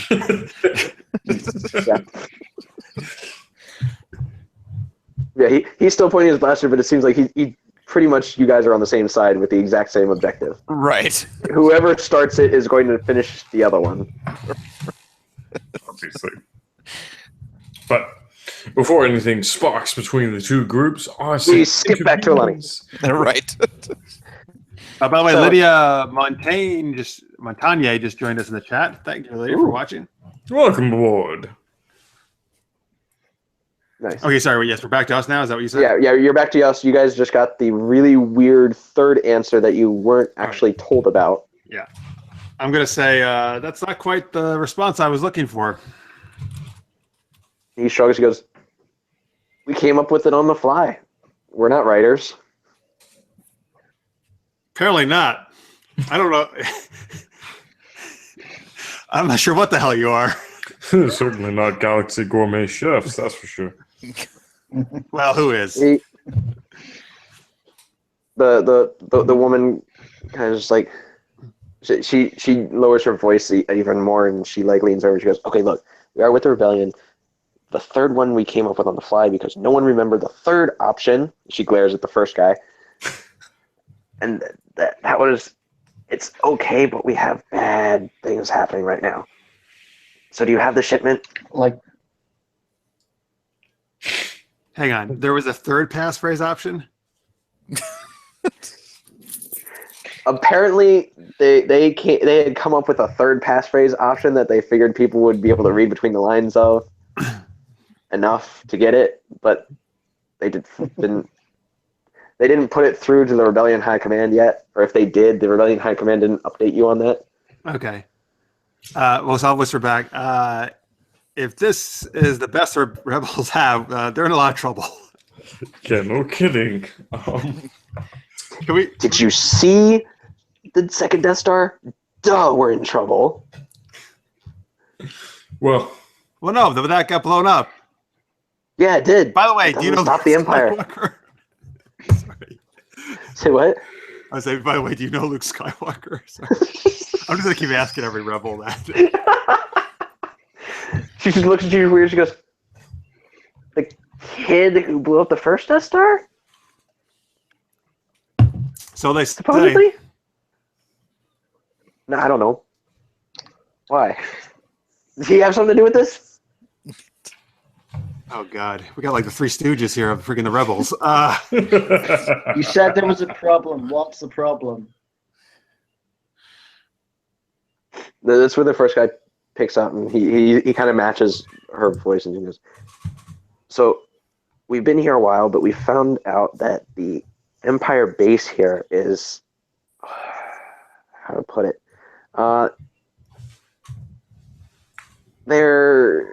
they have some special people, and it's looks like it's going to be really big, and it's actually they're digging into our covers as it is. So we need those supplies. And we need to make our move now. We've tried to send stuff to the rebellion. It appears that they haven't gotten any of it. Very peculiar. Sorry, real quick in the chat.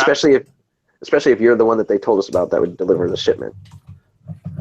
In the chat, Madrak, our good buddy, has joined us. Thank you, sir. And then, so yeah, I mispronounced the lady's name. Let's see, it's Montagny, it looks like. Okay, tell me if I said it right this time. It's exotic sounding, whatever it is. It's awesome. That's for this. And Madrak says he's always up for good food and drink. Okay, I guess he's enjoying that we're just at a restaurant. Good. Upscale. Is there, guys. is there a check we can? Is there like a check we can do to see if we feel that they're being truthful with us? Yeah, sense motive. Except there's no freaking sense motive in Star Wars. But it's discipline. It's discipline, right? Which makes no sense to me whatsoever. Oh, damn! Wow. Hey, Aayl'ani, you know they're completely truthful. okay. I mean, it's not like they're trying to hide it really either. Herndal, I don't know if you want to roll or not. It's up to you. Discipline. All right, so R6. In the meantime, gosh dang it. Do you have names for these people, or can we get them in the chat? There we go. Yeah, give me 1 sec. Okay. Yeah, Herndal, you know they're completely truthful too. R6, you are not so sure on their trustworthiness, but hot damn if special people doesn't translate into droid captives in your mind. Really? And you are all gung-ho on helping these guys regardless of what happens. Please, yes. Yeah. Administering droid rights is obviously. I assume you ask for their names now because you asked about names. The guy says Jason, and the girl says Layla.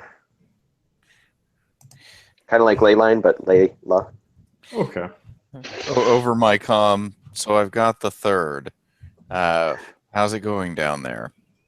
And as you guys hear that, the guy, Jason's head cocks a little. He puts his finger to his ear, and Raith, you see the other guy is pretty much saying the exact same thing in his comm. He goes, "So yeah, I got the sniper. We're at a standoff." And his gun is bigger than mine. And his gun is much bigger than mine. I'm not sure. I have a big head and tiny arms, and I'm not sure how well this plan is thought through.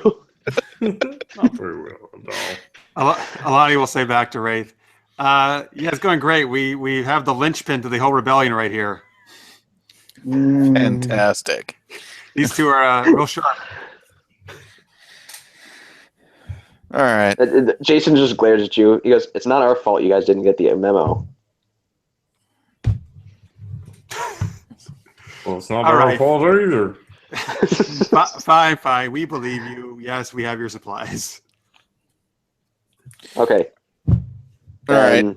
So I'll turn away from the guy that I was keeping the gun on and take a quick sweep around the area with the scope just to see if there's anybody taking undue interest in the meeting. You see two stormtroopers a ways off, kind of like do a double glance at this meeting because it seems kind of odd, but They go back to they come to an intersection, see the meeting, they're just kind of looking. You can tell that they're discussing for half a second, and then they just keep walking. Okay. Relay you hear a little, looks like still in the clear. Yeah, you hear a little, and as you turn back, the guy's holstered his blaster.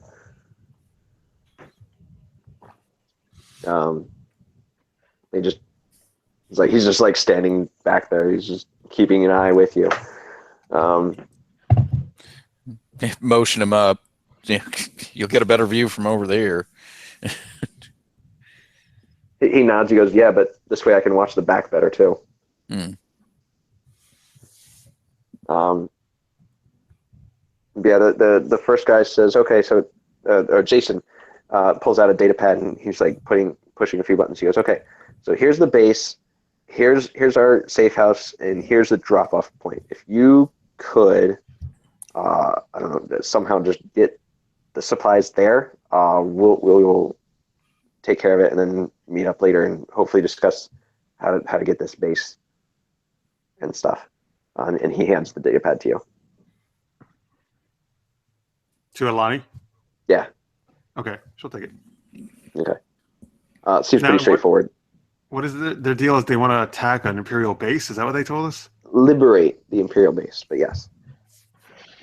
I mean, that was the end game goal to begin with. They're just moving up their timetable.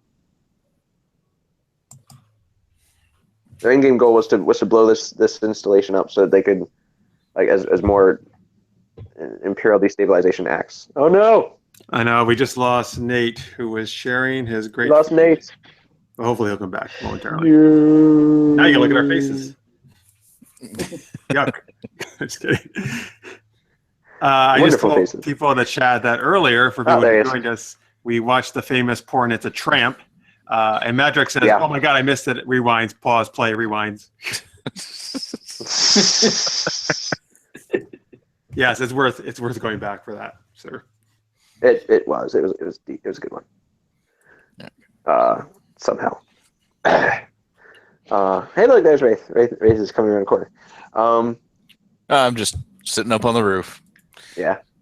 You got my wings and halo on. I'm your guardian angel. It makes me think of XCOM, where when you get far enough down the tech line where you can have jetpack armor. And you just stick it on the sniper, and the sniper's just like, "I'm just gonna fly above everybody and go pew pew, everything's dead." It's wonderful fun. Later. Considering it later. Yeah, later. Soon. I don't know, man. Jetpacks are really, really hard to control without a sniper rifle. For throwing the kickback, knocking you off balance every time. Right. I mean, that rocket, keep in mind, was being fired, and he had to hunch himself over for that. You're right. Did we get the third guy's name? Third guy's name has not been revealed yet. The chat Madrick says XCOM is the greatest. There you go. Yeah, I love XCOM. I played XCOM 1, I think, to the end, and I have XCOM 2, and I'm about halfway, I think. I'm trying to catch up on my tech and stuff before I initiate the next story mission. It's really annoying. It's much more dangerous. I actually really enjoy it. Yeah, so Jason hands you that. He fidgets a bit. He goes, so I know we're in the clear, but we need to get going and start prepping for the pickup and stuff. So if you could do that, we'll meet you there. Okay. Sure, you got it. Sweet. At that, he gives you like a little tip of his imaginary hat, and he turns and heads off in this direction. And she kind of gives you a little bow as thanks and follows suit.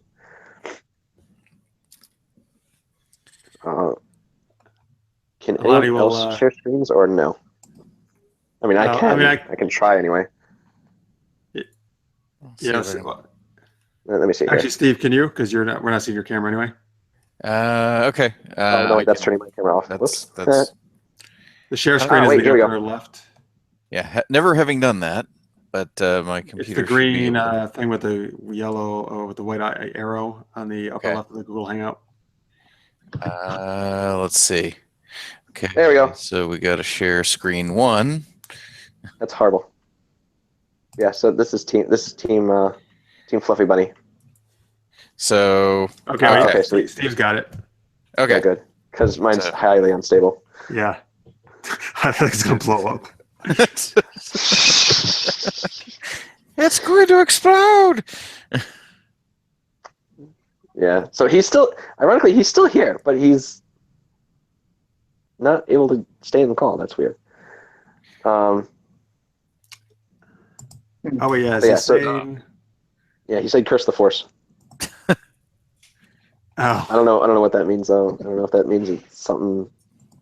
He means he's having trouble getting in. Yeah. Matt Drack is saying, Chris is saying you need to get some sleep. Love you. See you on Monday. Thank you, Chris. Right. Yes, thank you, sir. For Dean. Thanks to the Dragons. Madrick says, kill them all. How dare they give you guys orders? Well, we're kind of on the same side. So. And pretty much they were asking for help. Yes. I mean, they're going to do it themselves either way, but, help is always needed. Although after they left, Aayl'ani will roll her eyes into Herondale say amateurs. All right. So our business is concluded with them for the moment. Go ahead and head down to regroup. Going over to Aayl'ani, there's a stop I need to make. I'll be right back. I'll be right back. All right, and then with that, I think it might be. Again. I think right here it might be a good point to end. To stop. Yeah. Yep. Because everyone's breaking this way and that way. All right. Yes, that will do it for us tonight then. Yeah. Hope you enjoyed some porn watching. Well, I mean, I guess you could have been watching porn while you watch this too, but I mean, like, we got to see our characters got to see some porn, and go out to a nice restaurant and we got some reviews from the Galaxy Gourmet there from Chris, and yes, and we had our Rebel contacts now, so that's good. So hopefully next week we can deliver some supplies. All right. So not next week. Not next week. Oh, I'm sorry. Well, next session is what I meant. You're right. Yes. Yeah, Thank you for reminding me, though, that next week we actually will not be having a show. So it'll be 2 weeks until the next Star Wars show. But Monday, we will be doing our Dungeons and Dragons as normal with Somnus, Steve here being the DM, and me and Nate will be playing. And it's 8 p.m. Eastern time, and Super Geeked Up is Wednesday at 11 p.m. Eastern. We're going to do some geeky improv games and geeky chat. And actually, wait, Craig is going to be on that show because that's our Patreon Super Geeked Up show. Nice. So actually, going to see Craig a couple times. Yeah. So good. So we do that, and then thank you very much for watching, everybody. Really appreciate it. Thank you for all the awesome stuff in the chat. There was some really hilarious stuff in there. Thank you for a couple people who joined us, like Kenneth and Lydia. I think for at least the first time in the chat. Really appreciate it. Please go to supergeekedup.com. If you want to check out all the stuff we have, also like a lot more information about all our shows here, like character bios and backstories and synopses for past episodes and pictures and all that good stuff. Definitely. Yep. It's all good stuff. I completely forgot to let one of my buddies know that we were going live again. Damn it. That's right. Oh well. Monday, more fun with aberrations. Oh yes. Ding, ding. Who doesn't love those malformed mutants? Yes. Give me a beholder. Please subscribe to our YouTube channel if you haven't already, which is what you're watching right now. That would really help us out. And thank you to everybody who has already subscribed. And thank you for everybody who helped us get past 2 million views recently on our YouTube channel. That's really awesome. I appreciate it. And I think I keep forgetting to mention this, but I do a show called Super Knocked Up, which is a comedy about a super villain who gets pregnant by her superhero nemesis. And it's actually on Amazon now, which is pretty exciting. So you can go there. It's really funny. I enjoy it. Oh, thank you, sir. So you can go to Amazon and watch it for free. You actually do not need to be an Amazon Prime subscriber to watch it for free. Anybody can see it. And there's a link right on the homepage of supergeekedup.com to it. If you could give it a watch and maybe a nice review and rating, that always helps out a lot too. So thank you. All right, let's do some other links here if we have any. Nate, what would you like to mention? Please, yes. I am Mr. Uncle Muffles, and by all means, if you wish to have a good time, please add me on any different social media under the same moniker, especially if it's the League of Legends, because I have recently begun to trek my way up the ranked system of that. Unfortunately, it's becoming much harder this season rather than the one previous, but other than that, yes. If You can do it. Yeah, exactly. Yeah, exactly. I've taken start maining jungle, so. There you go. If you have any narrations, voice dubbing, etc., for my deep baritones or any other requirements, allow me to assist. If you need porn dubbing, your voice would be great for that, man. Oh, yeah. Oh, my. Boom, boom. Oh, yeah. Boom, boom. There you go. All right, let's go over to Craig. Craig, what links would you like to give out? I am at Craig Allen Poole on Twitter, so please follow me. I think, I'm on Facebook as well, as I think it's Craig Poole 90 or something like that. But yeah, Twitter's probably the best one. All right, yes, please follow him. Big thanks to Craig again for being such an awesome Patreon supporter. And hopefully you can tune in to Super Geeked Up, and you'll see him there again with some other cool peeps. We're gonna do some. Let's see here. Well, Steve, you can find, of course, on Monday nights being our DM on Dungeons and Dragons, Spreading terror and mayhem. Yes, he's very good at We're that. so accustomed with after surviving the forest. Seems legit. And then Tom, obviously, you can find here on Saturday nights doing the game mastering for this game. And again, remember, we are off next week, but we will see you in 2 weeks for Saturday Night Star Wars, and then Super Geeked Up and D&D will continue regularly. Yep. All right, that is it. I think. Thank you, everybody, for watching. If you're watching live or in post, really appreciate it. Thank you for all the comments, tweets, all that good stuff. And we'll see you soon. So may the force be with you. Bye, everybody. So long, folks.